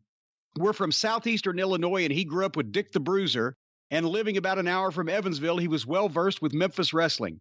When Jerry Lawler visited town at a small independent show about 10 years ago, my grandfather finally got to meet him and carried a picture of the two of them in his wallet until the day he died. He believed wrestling was real until the very end, and even though I trained with professional wrestlers and to be a wrestler, I never had the heart to tell him that it was a work. I think he and I are both better off that I protected the business. Wrestling was something we could watch together, and he never missed a single episode of WCW Saturday Night, but would watch anything that took place inside the squared circle. He watched wrestling until the end, and while the official cause of death is old age, I firmly believe the WWE programming got so bad that it finally killed him. My grandparents hated your sissy guts, but I'd like to thank you for being the lunatic uncle of the professional wrestling community and everything you've done. Thank you, Grant. And, you know, he could have had a worse favorite, your grandfather, than Dick the Bruiser, right? At least you could believe in a guy like that. No wonder he believed in wrestling. Bruiser believed he was Bruiser, right? Very sorry for your loss, Grant. And, man, can you imagine if the Bruiser had gotten his hand on your sissy guts? Oh, God, boy, the first time, see, here's the thing. The first wrestler I saw, the first main event guy was Dick the Bruiser, right? On Bruiser's TV show that I found first before the one here in Louisville. And that's where I saw Bobby Heenan. And I met him a number of times. We went to the Expo Center when I was 15, and I asked him, can I take a picture? And he stood there. And then a couple times when I was an official photographer, he came to Louisville. I got some pictures with his WWA belt and everything, but there was never a conversation. It was like, excuse me, Bruiser, could I get a picture for the magazine? So finally, I get in the business in, you know, the fall of 82. And that's where Bruiser's territory was about done at that point. You know, he still had Spike Huber and Steve Regal, the son-in-laws of he and Wilbur. They were the tag team champions. Steve Regal was a tremendous fucking worker. We've had him on the program. We've talked about that. But, you know, he was kind of staying home out of loyalty to his father-in-law. And anyway, Bruiser comes to Jerry Jarrett and makes a deal to put the Memphis show on in Indianapolis and Fort Wayne and, you know, his markets, and use Memphis talent. And, of course, it ended the way it always ends, because he meant use Memphis talent, except I've still got to be in all the main events. And Jarrett's response to that was, the reason why you called me to save your dying territory was because you're still in all the main events. So anyway, it only lasted about 2 tours, and then Bruiser took it back. But on the first one, it was Thanksgiving weekend, actually Thanksgiving night and the Friday the next day of 1982. And only the Heat crew was going to get sent to Indianapolis to work the Tyndall Armory on Thanksgiving. So it was me and Troy Graham and Rick McGraw, who were the New York Dolls at that point. And Kamala, they sent poor Kamala up there. And a few other guys. I'm sure Bobby Fulton was on the card, while the main guys were still in the territory and being able to be home on Thanksgiving.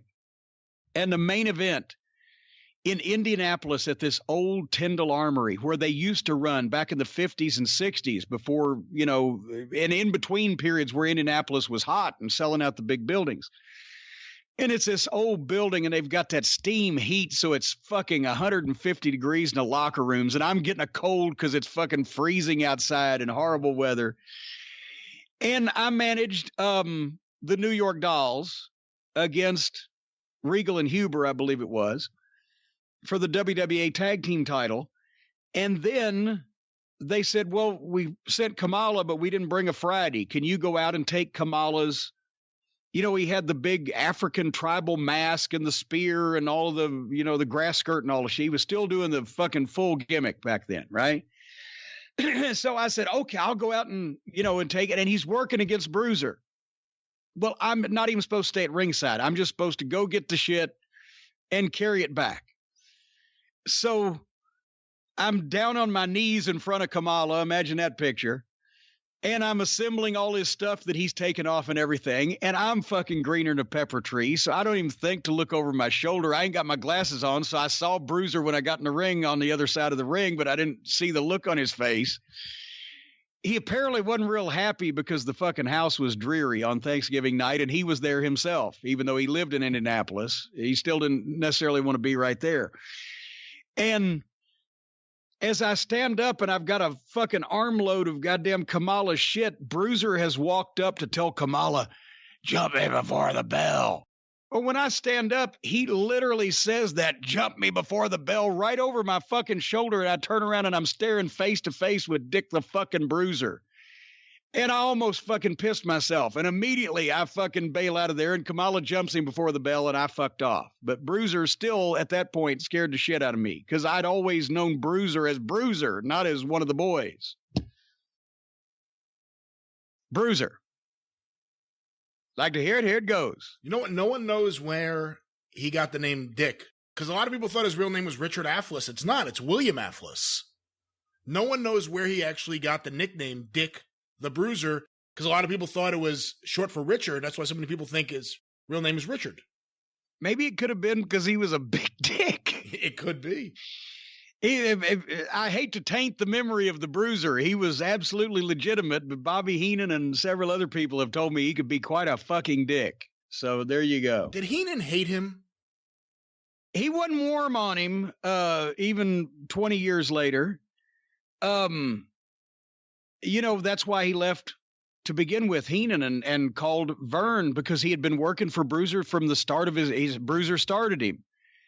In 1965, and it wasn't until 1974 that Bobby actually left. I mean, he made shots in the AWA and because Chicago, because they worked together with Vern, but he was working for Bruiser until the big, wrestling war was settled with the Sheik, and Heenan actually managed Sheik against Bruiser at Market Square Arena, and they fucking sold out. And Bruiser gave Bobby, I think, like $600. And he was just so crestfallen. He said, well, fuck it. That's what he called Vern and made the move and never. He went back, I think, a time or two for a show or two, but he never went back to work for Bruiser after that. Plus, he had made Bobby do some horrible fucking things when he was just a ring boy and a gopher. I won't even. To protect Bobby's memory, I won't tell him some of the stories that he told me personally about things he used to do for Bruiser or Bruiser would make him do. Not sexually. Fuck. You never know when people will fucking come up with that. But just demeaning, treating you like you fucking the guy that runs the Ferris wheel at the county fair kind of shit. Anyway, should we tell them what we're doing on the program next week before we do the rest of this week's? I think there's a few programming updates we need to make, yes. Well, the next week, the drive-thru will be delayed one day, and before anybody gets their panties all bunched up in their taint. It's for good reason because we're going to review WrestleMania. The show's so big they have to do it over 2 days in front of no people. So to give us time to do that and record it, the drive-thru will be out on Tuesday, April 7th. It'll be the WrestleMania review. Plus, we're going to have Stephen P. New with a comment on wrestlers applying for unemployment. It may not be impossible anymore. And that will come directly from the consigliere of the cult of Cornette, the legal genius, Stephen P. New. And then next week, as we mentioned last week on The Experience, or last week on the drive-thru, we had Evan Husney and Jason Eisner from the Dark Side of the Ring on the program here a couple weeks ago, talking about the opening episode, which was the two-parter or the 2-hour special on Chris Benoit and the whole incident there. And we said when we had him on that the one thing that we thought was that was not properly represented, Kevin Sullivan didn't get to tell his side of the story.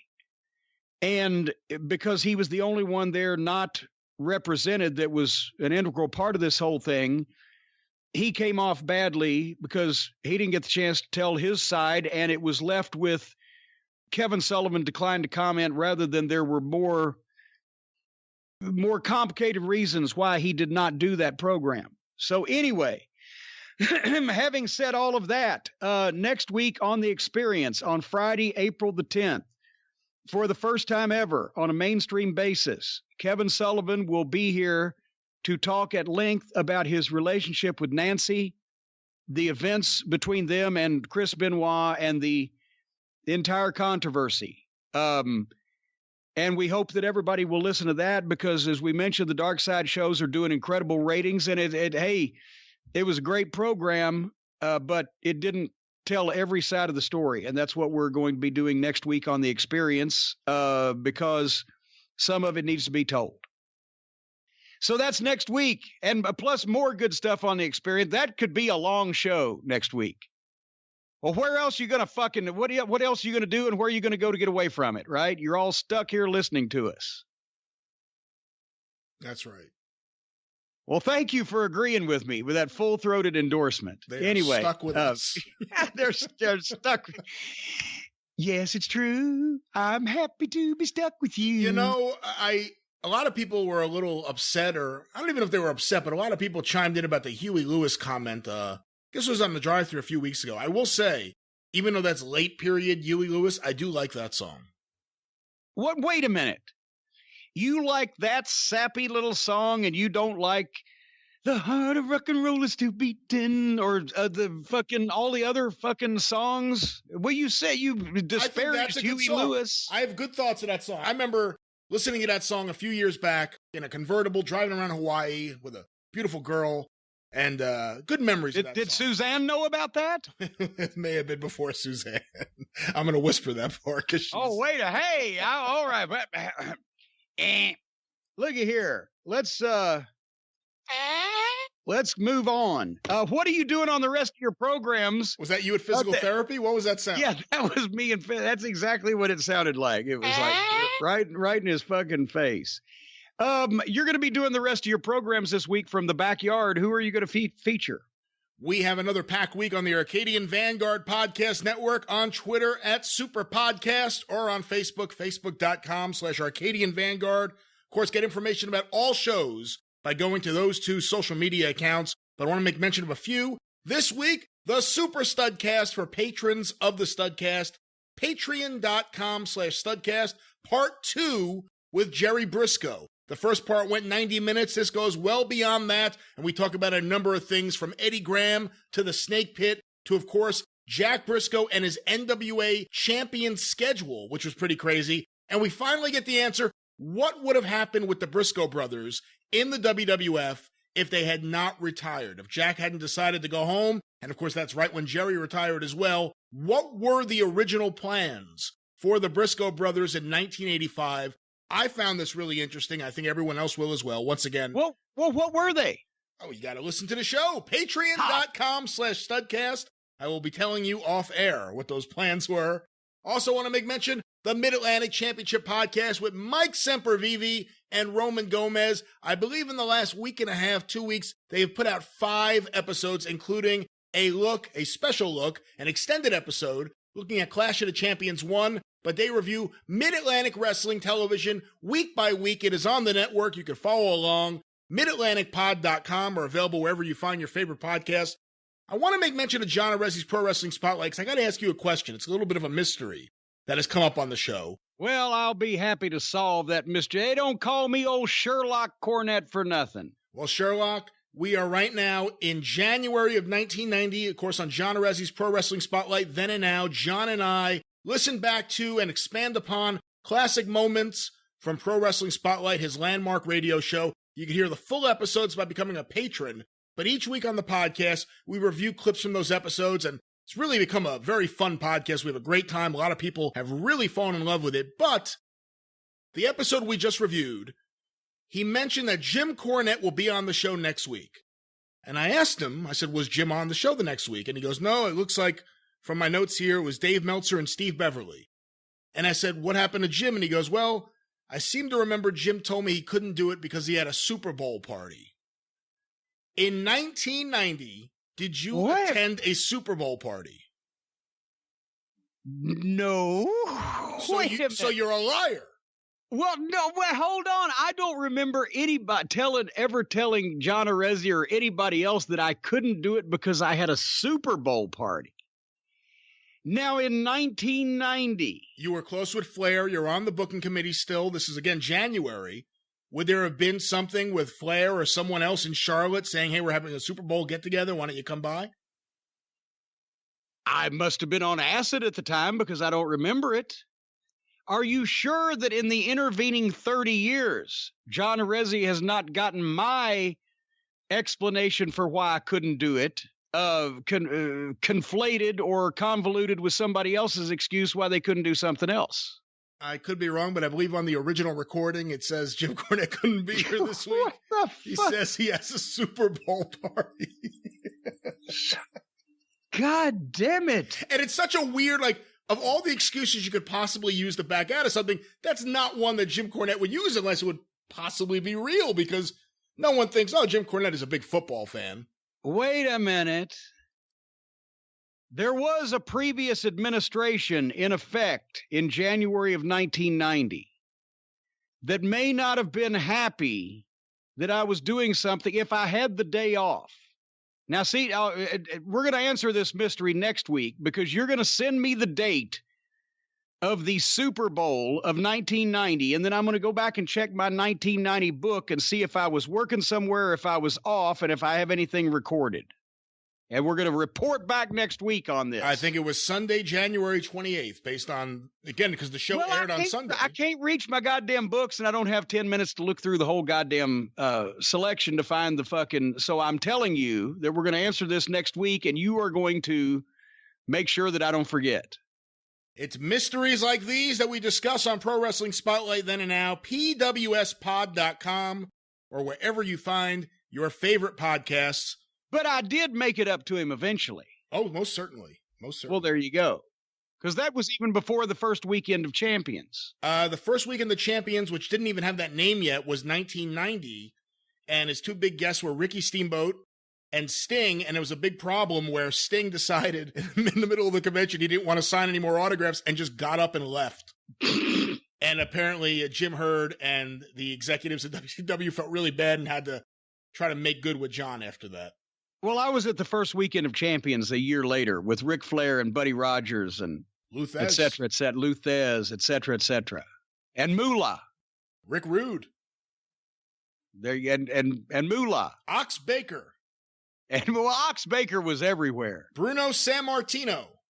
He was there too. Was that the first? Well, no, you would have met Bruno before that. I was about to say. I met Bruno for the first time at that Halloween Havoc he did in Philly for WCW. Oof, what a show that was. Oof, what a show that was. Speaking of what a show, were you done? No, I was not. The 605 Super Podcast, the mothership! Yeah, I took some of the steam off of it, didn't I? That steam went right into the physical therapist's face. We are right now editing the latest episode. Hopefully it'll be out within a week, but one of the most long-awaited segments we've ever had on the show will finally be on this episode. Your last one? Part 2 of my conversation with Jeff Otto. Of course, Jeff and his partner were behind Lords of the Ring, a famous video cassette, one of the first wrestling video cassettes where he worked with Pro Wrestling Illustrated. They had various territories send in footage. We're going to now discuss Ringmasters, the Great American Bash 1985. How did this get on video? What was it like dealing with Dusty Rhodes and Jim Crockett Jr.? And what happened? How come they didn't go further with more Jim Crockett videotapes at that time? There's that. Plus, we have Scott Teal and Greg Oliver talking about what exactly happened with the Rocky Johnson biography, Soul Man. Greg Oliver was involved in this too. A lot of people may not know this part of the story. So we have that. Al Getz talking about charting the territories and so much more. The 605 Super Podcast. Stay tuned. 605pod.com are available wherever it is that you find your favorite podcast. You're home. Go through the archives today. 605pod.com. The mothership. Oh, good God. Stay tuned for a week. They're tuned. Just supposed to sit there and watch their screen for a week and wait for you to fucking drop this fine program. Every single show I do, I hear from people like, I keep pressing refresh over and over and over and over again. Stay tuned. Well, stay tuned. All right. I got notes on All Elite Wrestling. Let me start off with the positive. Bravo, bravo, bravo. They have figured it out. That is the atmosphere. That's the atmosphere to have. The fucking immaculate, well-lit, empty seats of the WWE broadcast with the deafening silence where not even the crew is not allowed to fucking cough or sniff was fucking death. And their big arena, even with the boys out there, you know, making a little bit of noise as they did a couple weeks ago, was not the answer, especially once that Matt Hardy started teleporting all around the fucking thing. But I like what they've done. It's a warehouse space. It looks like the modern independent wrestling facility that OVW pioneered, thanks to Danny Davis's insight and foresight 20-something years ago. And you put a few of the guys out there apart from each other to make some noise, and it worked. It worked as a wrestling atmosphere. What did you think? I completely agree with you. That undisclosed location, which may or may not be in Georgia. It better be parts unknown. They better start calling it parts unknown on the program next week. They don't have a hair on their fucking balls if they don't. Well, they're supposed to not be doing this, but a couple people, I'm not going to say where it is, but a couple people figured out where it was based on the green tarp that was on the ground in various places. But I agree with you. And I think Billy Gunn and his son, I hate to say this is the perfect use of Billy Gunn and his son, but they are so good as like I don't know if they're the babyface cheerleaders or just, you know, cheering for the babyface on that side. Britt Baker cracked me up. I don't know why Kit, what's his name? Kip. I don't know why Kip Sabian, Kit. I don't know why Kip Sabian and Penelope Ford can't be together. I mean, they're fucking. I don't know why they're spending 6 feet apart. But I got a real kick out of it. I thought it was really well done. I thought it was a great studio vibe, even with no fans there. I thought it was great. I really, really liked the look and the layout. Yeah, now they just got to work on what they put in the middle of it. But no, that was great. They finally found, and if they continue to do that from parts unknown, that's probably going to be the best show for atmosphere, I would think. I don't know what Vince and his minions can come up with unless they just steal it outright to match that. But did you notice? Oh, go ahead. Well, we'll see, though. I mean, considering the way everyone's cracking down on doing events, they may be on the run like a porn shoot in the San Fernando Valley in the 70s pretty soon, just trying to go from one place to another without anyone figuring out where they are. Well, that'll probably make the goddamn show better because it'll be more wrestling-like. You know, we're not even supposed to be doing this shit. I mean, you know, I figured it was just, you know, Tony's Khan's in-home gym or something. He's a billionaire. He's got to have a giant in-home gym. The son of a billionaire. Well, whatever. Is Tony Schiavone's voice shot? Is he doing too much? I thought he sounded all right. He sounded a little weak on the stand-up at the start. I was worried about poor old Tony. He sounded a little creaky, but I don't know why that Cody's dog is on television. I'm not sure about that. Or for Pharaoh, either one. See what I did there? No. Anyway. Awful. I'm just terrible. Now that I've said the good stuff. Well, I can say something good about this too. The first match was Trent, no last name, with his hatchet-headed partner and the goof with his hands in his pockets against Kenny Olivier. They announced Trent at 201 pounds. Oh, I Look missed at him. That. That's surprising. Look at him. They could give him 225 and nobody would blink an eye. They make their guys look smaller and feel smaller and sound smaller. But anyway, with this match, to be honest with you, it's the first part of it was fine. It was good standard shit. I thought they probably won't go too crazy, and it'll force them to actually have a match that makes sense so that you follow the fucking thread of it all the way through. The first part of it they did. They didn't go crazy. Olivier just looks like a total twat with everything he does.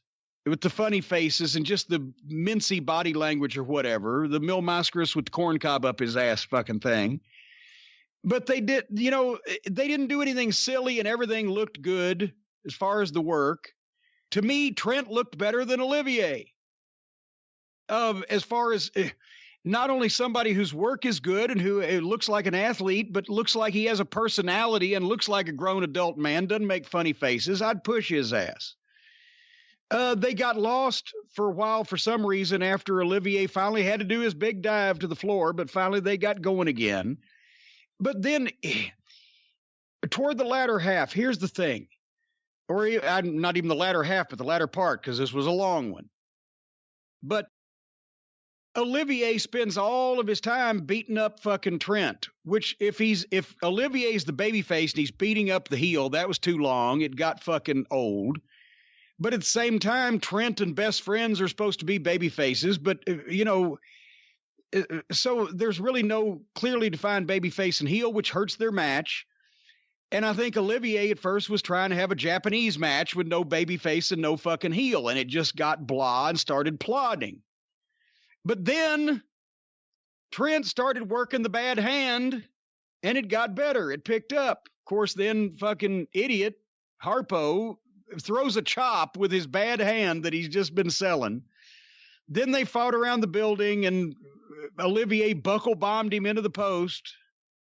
Then Trent made a comeback because apparently at first they're trying to trade off. One guy's a heel and then the other guy's a heel. One guy makes a comeback and then the other guy makes a comeback.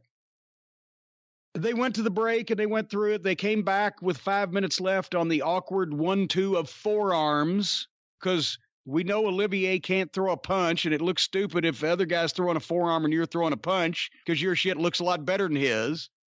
But I don't know why this 1-2 forearm thing has to take place. It's supposed to be a goddamn Rocky movie. If you've got to that point where you're trading fucking shots, you're supposed to be fucking throwing right hands at each other and look like fucking Sylvester Stallone and Apollo Creed, not two guys doing these flippy little fucking forearms at each other. But then they just started trading moves, but didn't sell any of them. Trent would take a fucking move from Gimmick and then suddenly pop up and give him one. And they went through some reversals where guys were going in wrestling school class. I know this is a novel concept to Olivier since he's never been in one. But in wrestling school class, they call it going from zero to hero instantly. You're selling, you've just had a fucking big move done to you. You should be fucking like dish rags selling in pain or whatever. And suddenly you jump up and you pick a guy up over his head and twirl him around and all that shit, going from zero to hero.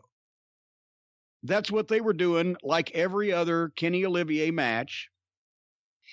They did get a spot in where they managed to fight on the apron for long enough to bury referee Aubrey, who couldn't do anything about it. So we said she never gets buried. Olivier buried her. Then Trent flipped Olivier off the top rope onto his fucking head. And then Olivier jumped up from what looked like it could have killed him if he'd have sold it properly and instantly threw 2 or 3 more big moves at fucking Trent and beat him in 19 fucking minutes.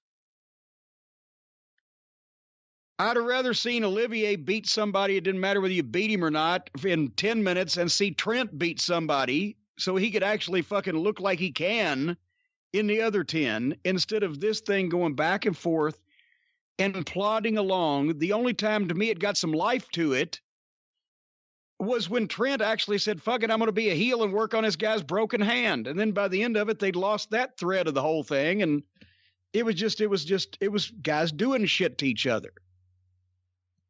What do you think? I agree with a lot of what you said. Some positives first. They've changed the Kenny Omega entrance video. It's no longer him backpacking through Tokyo. Now it's actually clips of him doing big moves in matches and making faces. So I think that's a positive. I agree with you about Trent. The more I see of him, the more I like him. I wish he had a last name.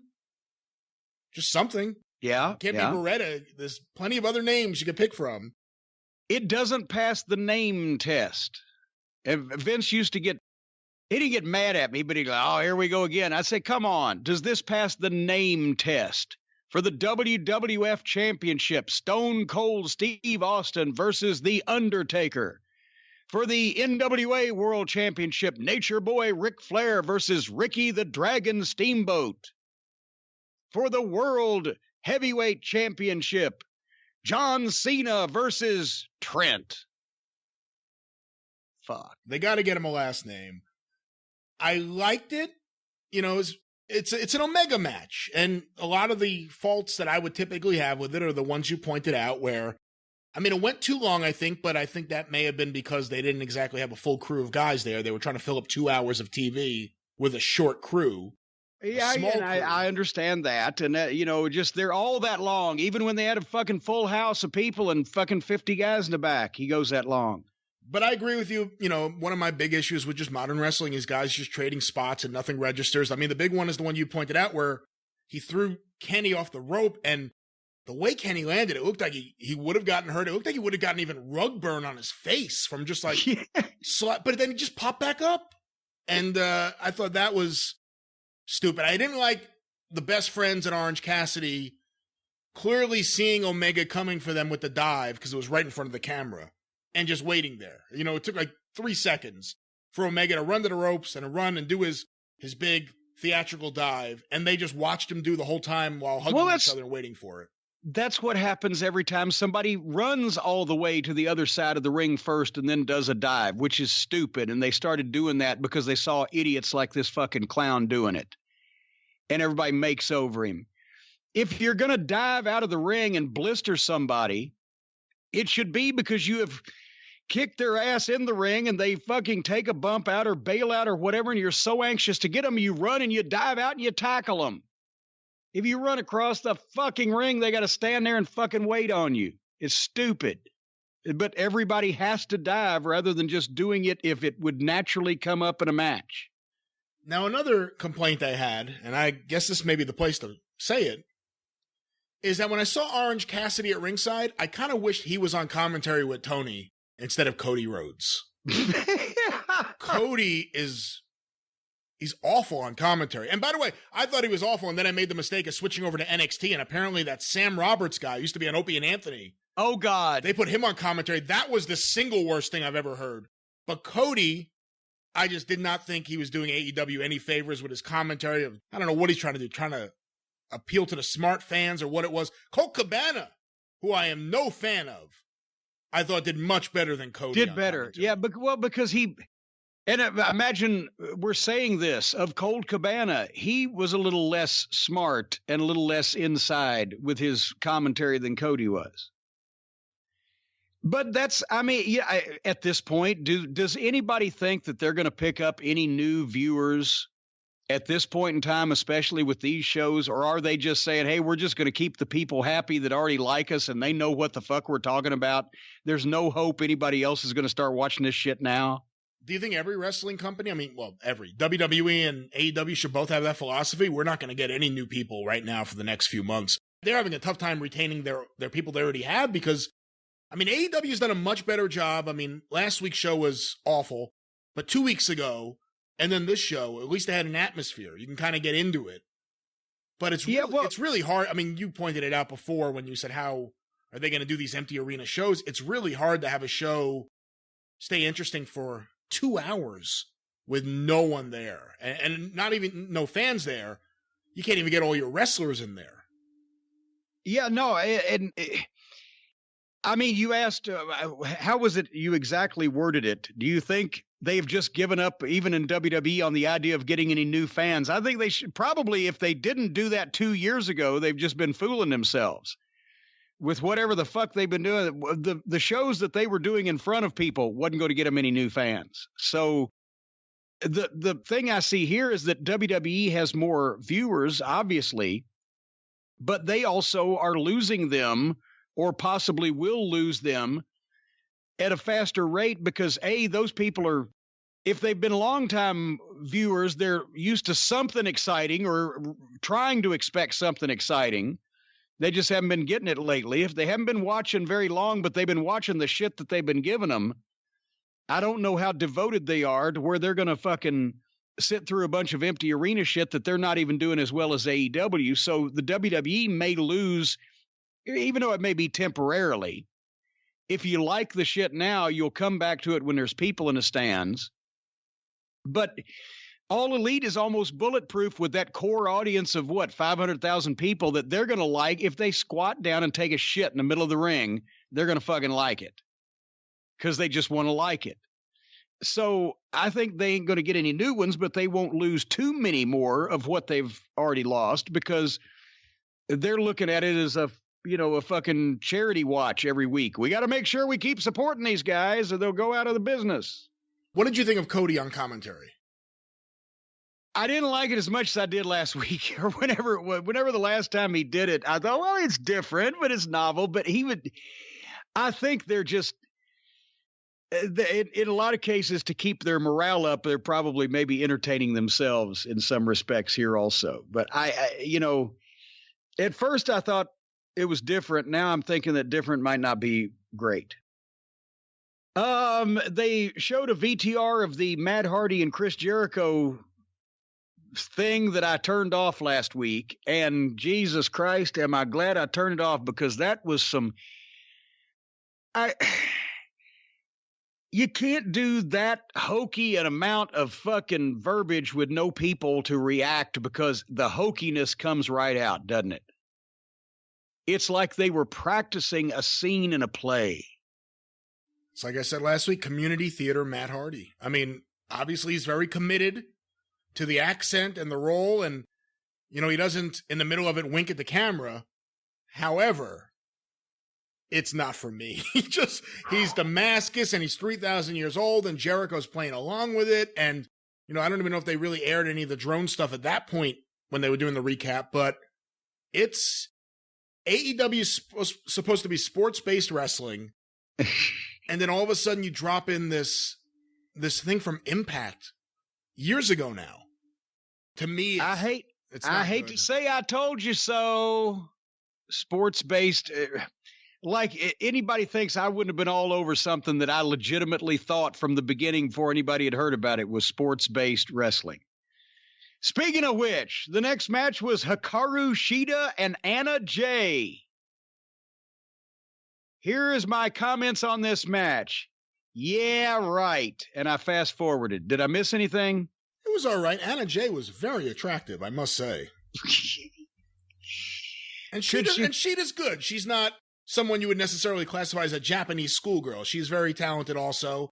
Eventually Anna Jay, I think, was a little green, but if I was AEW, and look, I don't think they should have a women's division. I've said it before. But if they're going to go forward with it, she'd be someone I sign. She had a good look. She had some presence to her. She needs to probably get more ring time, but she stood out. I mean, she didn't seem like just some local yokel they put in the ring, and I think she was a local yokel they put in the ring with her. So apparently someone told me she was the girlfriend in the original Wardlow promo video of him in the parking lot beating up a bunch of guys. Remember he had like a girl on his arm? Yeah. Apparently that was her. Well, so another case of nepotism. No, but anyway, yeah, I didn't watch it. I figured if they're going to do a squash match with a girl I've never heard of, it's probably not going to be something I'm going to have pithy commentary about. However, following was the Moxley Hager package, and Jericho was in it, and Sammy Guevara was in it. It was very long, and I'm not going to knock them for that because you could tell they had time to fill, and they had a skeleton crew. I thought Moxley did a good job in his stuff. Jericho was fantastic with some of the fucking lines and shit in the goddamn hot tub or whatever the fuck. Jake Hager has no emotion whatsoever. And it's not no emotion like Big Bubba Rogers never laughs, never smiles, never speaks, behind that fucking face, no emotion. It's no emotion like, I really don't have much of a personality and I am reading these words that I've memorized, no emotion. Is it just me? I mean, there's something to that. It wasn't. He dresses like a golf pro. He's so neat and he never fucking, when he flips out physically, he doesn't flip out facially and go on a fucking anger rampage. I don't know why they tell us he's dangerous and they show footage of him actually winning in the octagon, but he is the most unphysically frightening monster badass that I've seen in a while. I don't know. I wouldn't go that far. I think he has a good look facially that he looks like a badass. He looks like someone who could fuck you up, and he obviously is. I thought it was good that they show the Bellator footage of him using what is now his finishing hold, that choke, that unique choke. So you see that, okay, it's something he's used in MMA, that now he's bringing it here. I will say, after the last couple of weeks of Jericho and Matt Hardy, I'm starting to think that the decision to put the belt on Jon Moxley was a good one. We might agree with that. Yeah, because Chris was really running away with this program and being a believable heel and a top guy and carrying the thing on that side, and his predilection toward the silliness with the drone and everything, I think is hurting it. I don't know. Anyway, but he can even be a fantastic smartass and be funny and still be a smartass at the same time. But arguing with a drone just makes him look like a goofy fucking bad guy wrestler, a guy playing bad guy wrestler. Anyway, speaking of playing wrestler, are you fucking serious that they spend all this time building up Lance Archer, introducing Lance Archer? Lance Archer is a murder hawk. Lance Archer is a bad, bad man. He's a bad man. And his debut on television comes wrestling Marco Stunted Growth. The visual alone already put Lance Archer in a comedy spot. Then, and by the way, the Jake's promo was great. It's too bad Archer can't do that promo, because then he might actually get over, because Jake does a great promo at getting Jake over. Archer comes out, he lays out a crew member that they don't even catch on camera, and then the guy's just laying there, and it's goofy. And he's getting into the ring to wrestle a guy that's 1.5 feet shorter than he is and 150 pounds fucking lighter than he is. And the first thing he does is clothesline Marco Stunt, and afterwards Marco Stunt is still awake. That means they buried fucking Lance Archer after all this time. And some people can say, well, they were short on talent. Well, in that case, then have anybody else wrestle. Yes, I said anybody else. Even Dork Order number 8 or number 9 could have wrestled Lance Archer. It wasn't about he's going to beat a guy that they like, so he'll get heat. I'm sure that's how they justified it, by putting this little fucking midget on goddamn television. But in actuality, it once again made it look ridiculous. He toyed with Marco Stunt, but it buried Lance Archer in the process that Stunt would live through any of this. I wrote down in capitals, why would this match be made if it was a real occurrence, if this was a real sport? Why would this match even be made? This can't be taken seriously. Archer looks like an idiot. And then after Stunt had taken bump after bump, he starts running away, 0 to hero, and then actually starts rocking him. The stick and move. He's got enough after he's been clotheslined and been suplexed across the ring and been whatever the fuck else this guy's done to him, that he's got enough energy to do all of that and then start rocking fucking Lance Archer. Embarrassing. And then finally, Archer choke slams him. Boom. Picks him up. And then forward slams him. 1, 2, 3. After a Lance Archer choke slam on this little fucking goof, he should have been such dead weight because he was completely unconscious. You couldn't pick him up and hit him with that finish. So he should have just hit him with the fucking finish first. But by that point, it was a lost cause.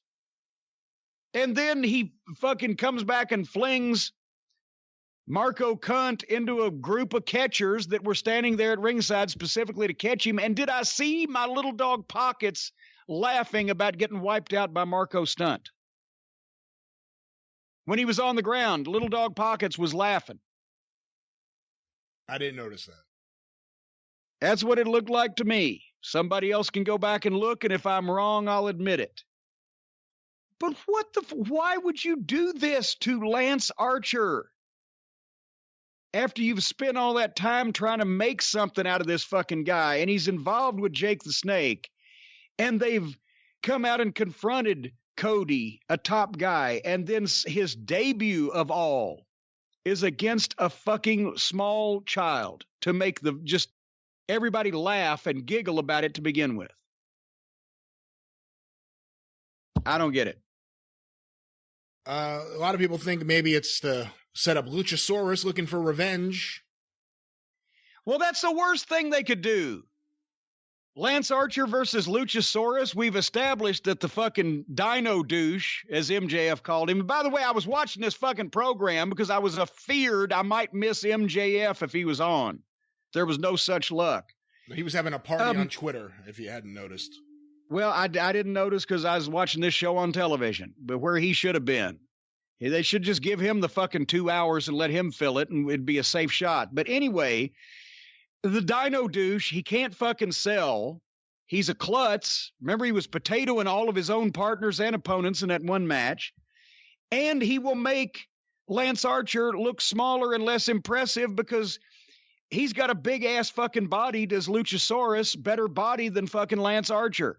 And he's probably almost as tall. So the last thing you want until your new allegedly top heel Lance Archer is over is to put him in the ring with a guy with a more impressive physique and almost the height that is not as advanced in the ring as he is. It'll just serve to diminish Archer rather than improve an issue. So that would be even worse. The Murder Hawk Monster, I believe he was called.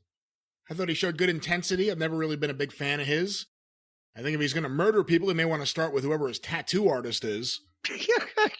But you've talked about the last few weeks, the Jake promos seem to be putting Jake over more than his actual charge. Well, they don't really put Jake over more. They just get Jake over more. Because you want to listen to him and you want to watch him, and it's...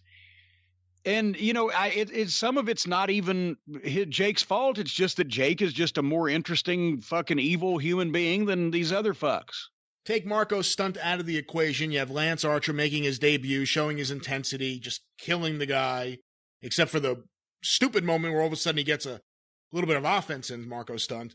Did you feel Jake was missing at ringside? I mean, that was the big thing I was thinking watching it. It was like, okay, they're getting him over to the best that they can. As a killer heel, was Jake really needed at ringside for that? And I thought it was no. I didn't think that there was anything missing not having Jake there. Well, there wasn't in terms of the match because Jake wouldn't have done anything in this match. He shouldn't have done anything. If he had interfered, then what are they going to do? Have Jake interfere to help Lance Archer beat this fucking idiot? No, but if you're selling a package, the whole package needs to be there. Even if it was in Atlanta TV, if it was a squash match with two job guys in the Midnight Express, but I was off having knee surgery, people are like, where's Cornette? It takes away the package you're selling. It doesn't mean that Jake needed to be there to add anything to that match, but if you're going to sell Jake and Lance Archer together, they always need to be together.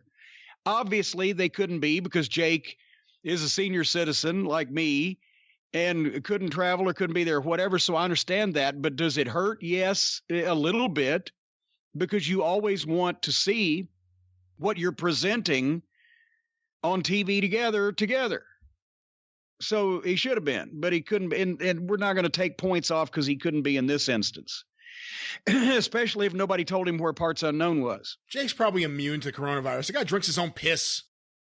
Oh, boy, I tell you, with the health issues that he's had, I'm sure he has some fucking susceptibility to something. But anyway, so they bury poor Lance Archer by trying to get him over and just not knowing how to do it and using the wrong people. And then, what did you think of the Dork Order video with Brody Lee and he's mad at people that yawn and et cetera, et cetera, et cetera? I mean, it looks like he's going to take this Vince thing all the way, doesn't it? I haven't been a fan of the Dork Order since day one. I've hated their vignette videos since day one. I subscribe to the theory of something you kind of said, I think, on the drive-thru. Obviously, he has a great look, and he's very talented in the ring.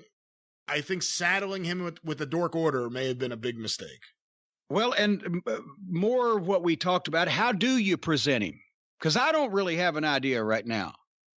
You've got the material there. You have the big, mean-looking guy that can work.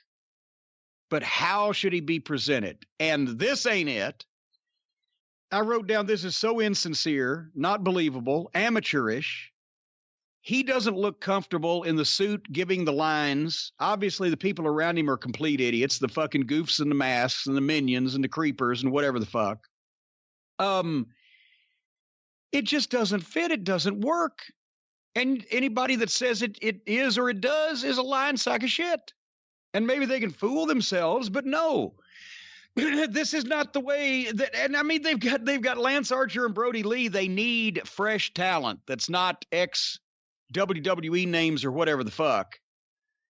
But they keep doing this kind of shit instead of taking one and running with them. They're putting everything out there and they can't fucking get any of them over.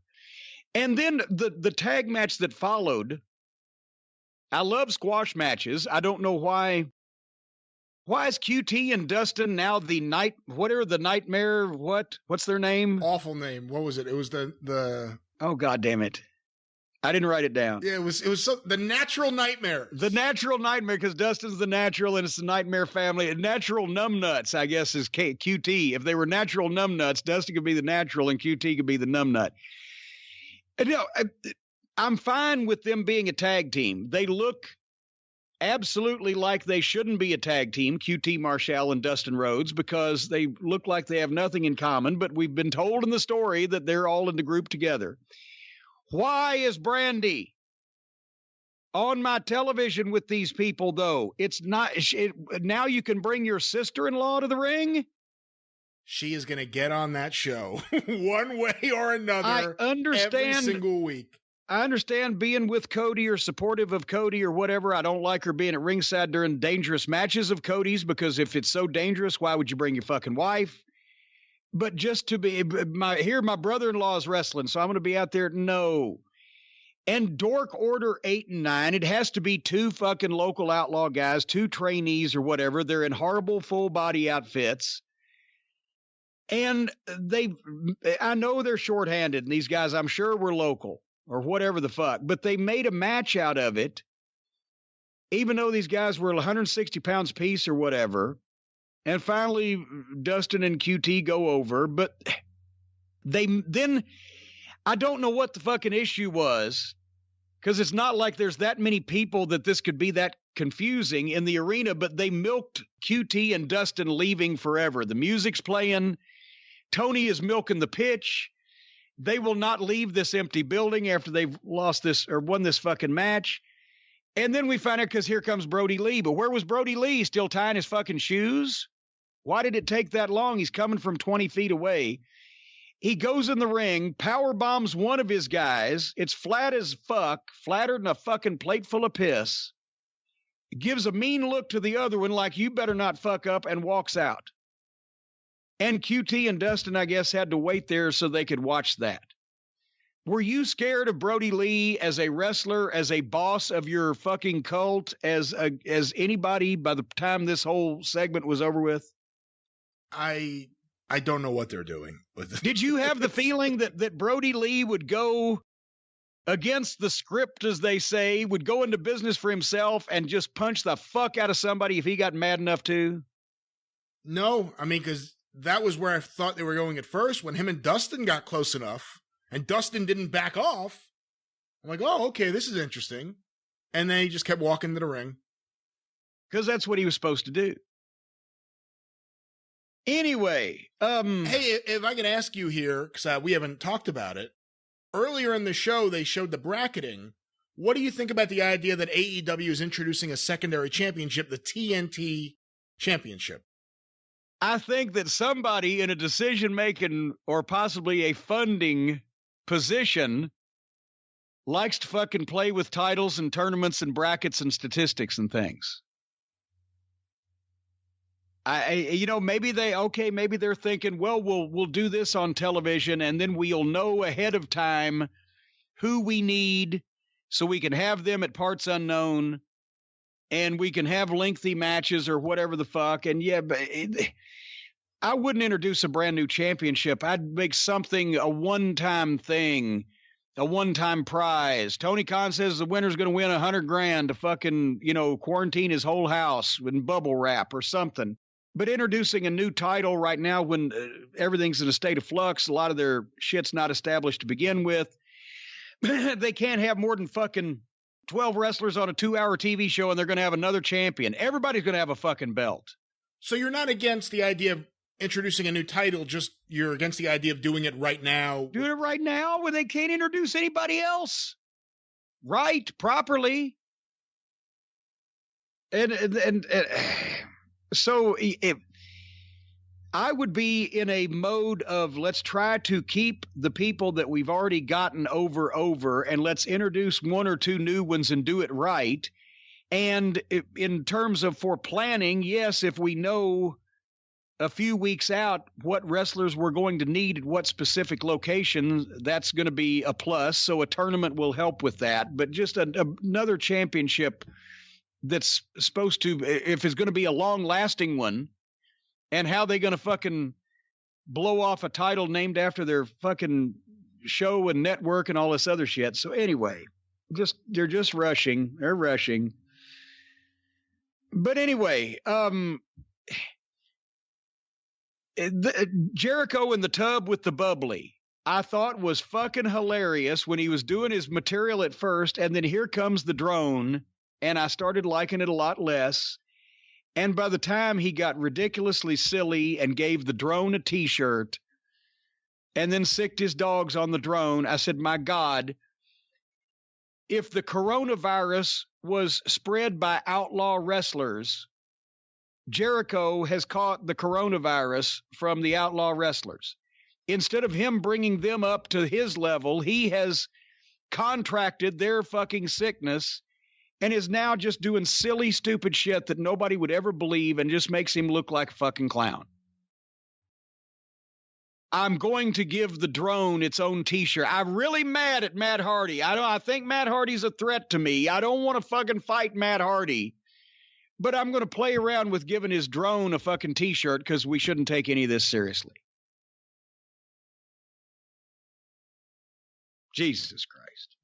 I tweeted it out last night that I've been a big fan of Chris Jericho in AEW, and one of the reasons was, for the most part, other than that party they had with his dad and Virgil, he's gotten away from just the goofy, silly skits and bad comedy, where he could be funny as that top heel character. I think he's been great in AEW. I've been a big fan of his work in AEW, and I wasn't a big fan of his work the last few times he was in the WWE. And now he's doing the stuff I don't want him to do, and no one's going to tell him no. So he's just doing what he wants to do. And the responses I got back, I didn't respond to anyone because I wasn't going to just start fighting with all these people on Twitter. But you hear from people like, I thought it was funny. You can't say it wasn't funny when he said Release the Hounds. It is funny. It should be on some comedy show he does. On Comedy Central. And it's telling everybody who might buy a ticket or buy a pay-per-view that it's all just silly and there's no real fucking animosity or competition or fucking conflict going on. And his dogs are cute. Love the dogs. But it's fucking silly. Let him have a show on YouTube or, like I said, Comedy Central, maybe Adult Swim, where he could do his Chris Jericho skits. But it doesn't belong here in the middle of a wrestling show. And everyone... The problem is too many fans now have been trained that wrestling's supposed to be funny. It's supposed to be camp. It's supposed to be just really silly. Funny things are occasionally supposed to happen that don't detract from the overall theme that people are involved or serious about what they're doing. The funniness comes from when a guy's serious but just a fucking goof. Nobody laughs at the old woman that falls on the fucking ice and throws her groceries up in the air if she did it on purpose and looked around for witnesses before she took the bump of her own volition. It's only funny when, she busted her ass. Otherwise, you're just an idiot. And once again, cameras everywhere. Cameras everywhere. Speaking of cameras everywhere, the Young Bucks had a little VTR where they were working out in a ring in a park, all alone. I have 2 thoughts. Nick Jackson looks abysmal physically, and they are in no way intimidating whatsoever, and they are boring as people. And especially after I watched Legends House, more on that in a second, I found out how boring these fucking modern wrestlers are as people. The main event, Sammy Guevara and Shawn Spears. He's come back from beyond the grave, wherever the fuck he's been, against Darby Allin and Cody. And I wrote, surprise, surprise, this is a good match that's making sense with a heel team and a babyface team. Sammy Guevara is really doing well.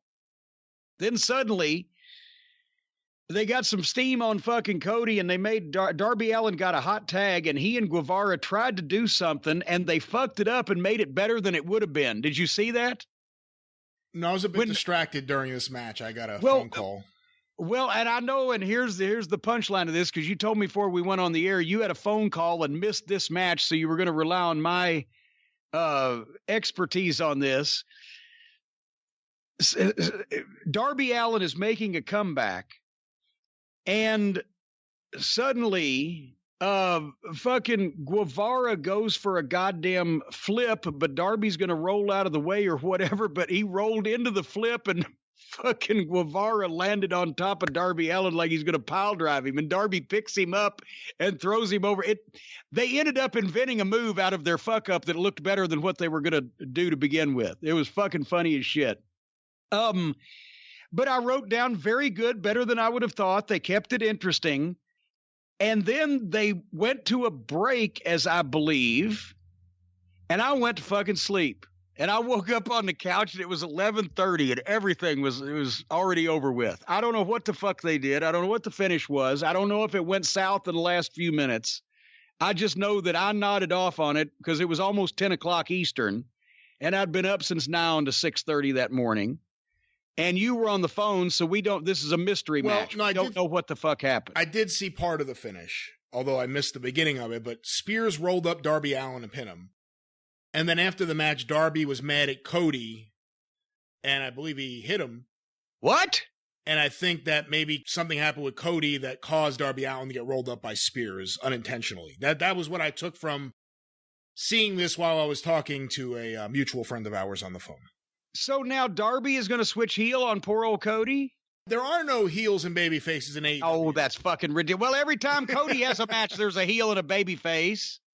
That would be crazy to have heat or animosity or ill feelings between Darby Allin and Cody, because they could go together well. Allin's getting over in spite of everything, and Cody knows how to get over, and they would fit together in things if they were aligned with each other.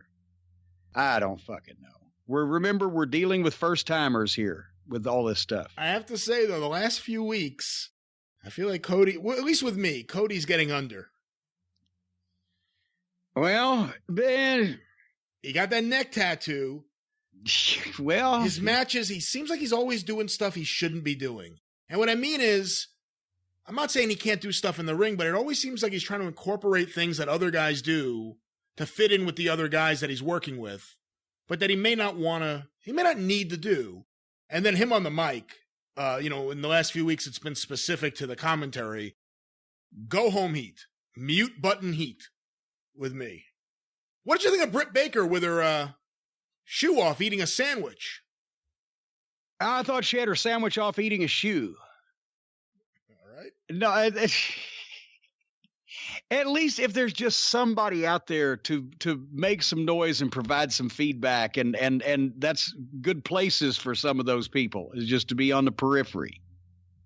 But anyway, so I don't know what happened, with the besides what you just told me with the finish, but I'm just looking at these guys, and then you had me do it. I watched Legends House.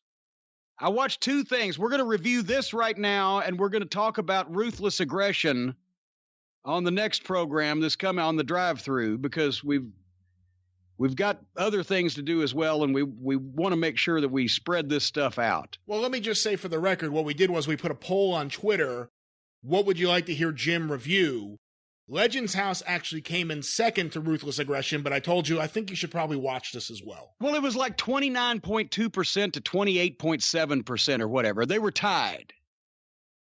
So we're going to do both. But right now I want to talk about Legends House because it makes a point. All these fucking guys, Tony Atlas, Hillbilly Jim, Pat Patterson, Jimmy Hart, Howard Finkel even, poor Fink, he's a personality in his own right.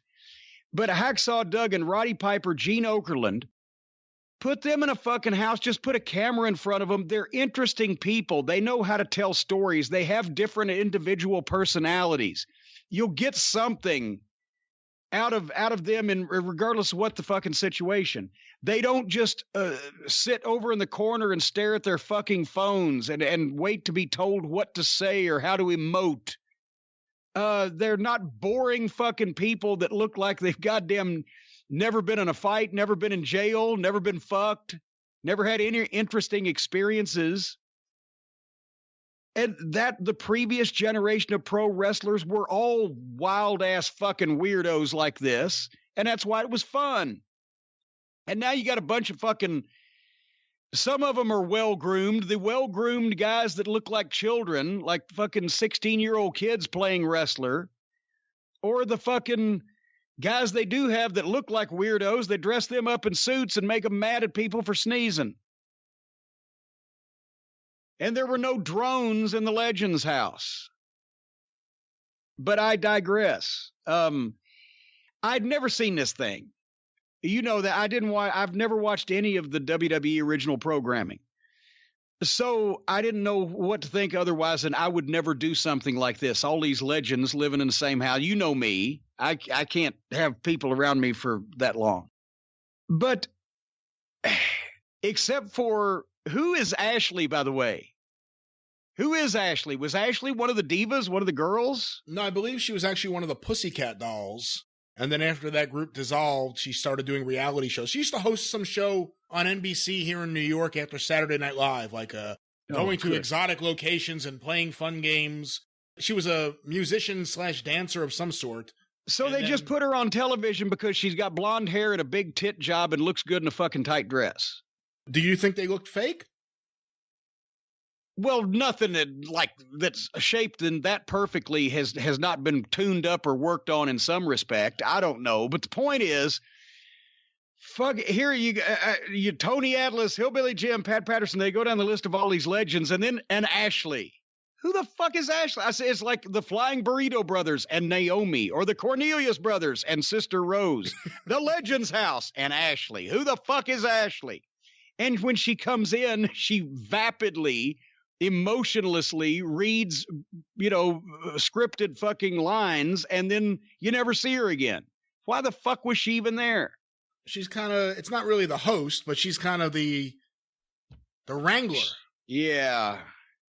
She's all right in that role, I think. Fuck. All right. I just watched the first episode, so I just have a few comments. The whole thing about it, I would have turned around and walked out immediately when I saw they had curtains instead of doors on the bedrooms and the bathrooms. And I've taken shits next to several of the individuals in this house, and that wouldn't have fucking flown with me either. I love Roddy Piper. I loved Roddy Piper, but he was the one that always protected his image, the image of him as Roddy Piper. He didn't talk about, I've had so-and-so matches or whatever. I've had 7,000 pro fights. He was always Roddy Piper. And he was the most interesting guy on this episode, especially when he just walked out in the fucking woods like, I got to get out of here. I got to get out of here.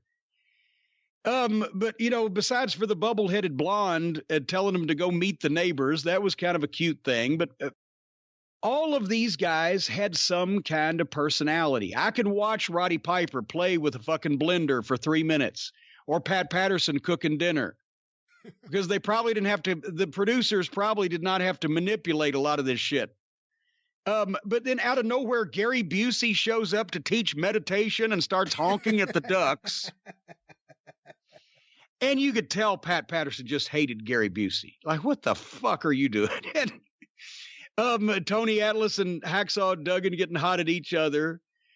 Piper sticking up for living your gimmick against Gary Busey when you can take the character and leave it. And you could, no, he said, you're an actor. I'm not. Piper was Piper 24 hours a fucking day. And then when he was freaking out to get out of there, I said that would be me. But I liked seeing those guys, in just for 30 or 40 minutes or whatever the fucking show was, just having some personality and being different. And so many of today's guys, they just do this YouTube shit where they just sound like they're just playing at being fucking personalities instead of actually being them. Because I can tell you, there was nothing out of the ordinary for any of these people that they said on the show that they wouldn't have said or reacted that way in real life. Even I didn't get to know some of them until later in their career, even in my career. Hillbilly Jim is from Bowling Green, Kentucky. He got into business in 1983. I never met him for 10 years until I went to the WWF. And he was already about ready to retire, but we, met at some of the functions or whatever. So another Kentucky boy, but he started who was it work in Memphis that saw him and broke him in as Harley Davidson? I'm trying to remember who it was. Well, he teamed with Don. Was it Roger Smith? I was supposed to say Don Bass. He teamed with Roger Smith. Roger Smith was Dirty Rhodes at that time, Dusty Rhodes' cousin. But some of the guys working in the Memphis territory saw him and broke him in then. And 6 months later, he went to the WWF because he was big and looked like a hillbilly, and Vince wanted some hillbillies. And of course, I'd known Jimmy Hart since 1977. And, he's Dr. Tom Pritchard, whenever me and Jimmy Hart will be sitting talking to each other someplace, here they are, the feather and the spike. Because Jimmy's like, oh, poo-poo, hey, boo-boo, I love you. How you doing, baby? Oh, yeah, it's going to be positive. I'm like, motherfucker, what the fuck's going on here? You get the feather with him and the spike with me. But I love Jimmy. Piper, of course, I've always, had a soft spot for. Hacksaw, I met in Louisiana 35 years ago. I was scared to fucking death the first time that I had to take Hacksaw Duggan's spear. Because remember, he didn't do the spear like now Goldberg and Edge and those guys do. His was like going down in a 3-point football stance and then charging and flying forward and giving you a big flying fucking tackle. And the first time they said, yeah, Ricky and Robert will grab you and they'll shoot you into the fucking spear of Duggan. I'm like, oh my God, I haven't even prepared my will. And he was light as a fucking feather. He was only really stiff at the Lighthouse in Alexandria after the matches. That's where he'd throw people out from all the way from the bathroom past the bar into the fucking band stage. But I, all those guys, just they're different and their personalities, and you can do something with them. They're a TV producer's dream because they can turn it on and off when they want to, and they give you something. So it was a nice little lighthearted fucking show. It wasn't going to change the world, but it was fairly entertaining. I would never do this in a million years. I don't even ever have anybody split hotel rooms with me. At least unless there's something going on. That's always been my rule.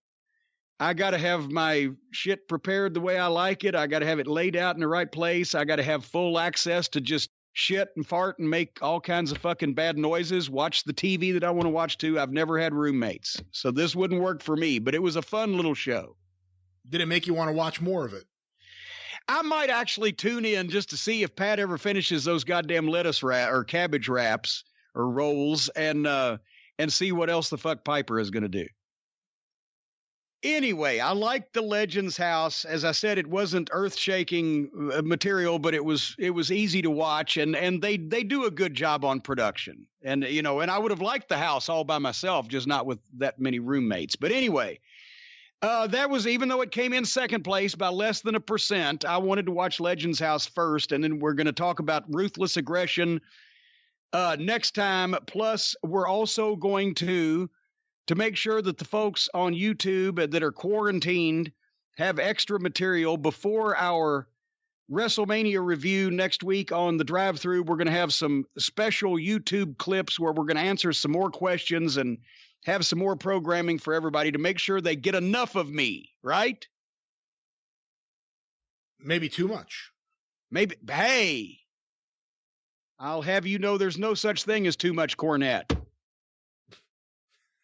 An overdose of Cornette is a good thing. Overdosing on Jim Cornette can lead to larger dicks, more money, more hair, whatever the fuck you want. Whatever you want in your life. You want more money, you want a bigger dick, you want more hair. You listen to a lot of Jim Cornette, you're going to get that. I'm going on record now as saying that is the absolute truth. My God, is that false advertising? Listen to Jim Cornette, it'll make your dick bigger. All right. Anyway, but in the meantime, thank you. Mike Mills was our guest today. Remember, next week on The Experience, we're going to talk to Kevin Sullivan at length. For the first time, he's going to reveal his side of the story on the episode of The Dark Side of the Ring and etc. and so much more. But until then, listen to me. If you want more money, more hair, a better job, you want to be smarter and better looking, just listen to the Jim Cornette Experience and the drive-through. Until next week and next time, thank you, fuck you, and bye-bye, everybody.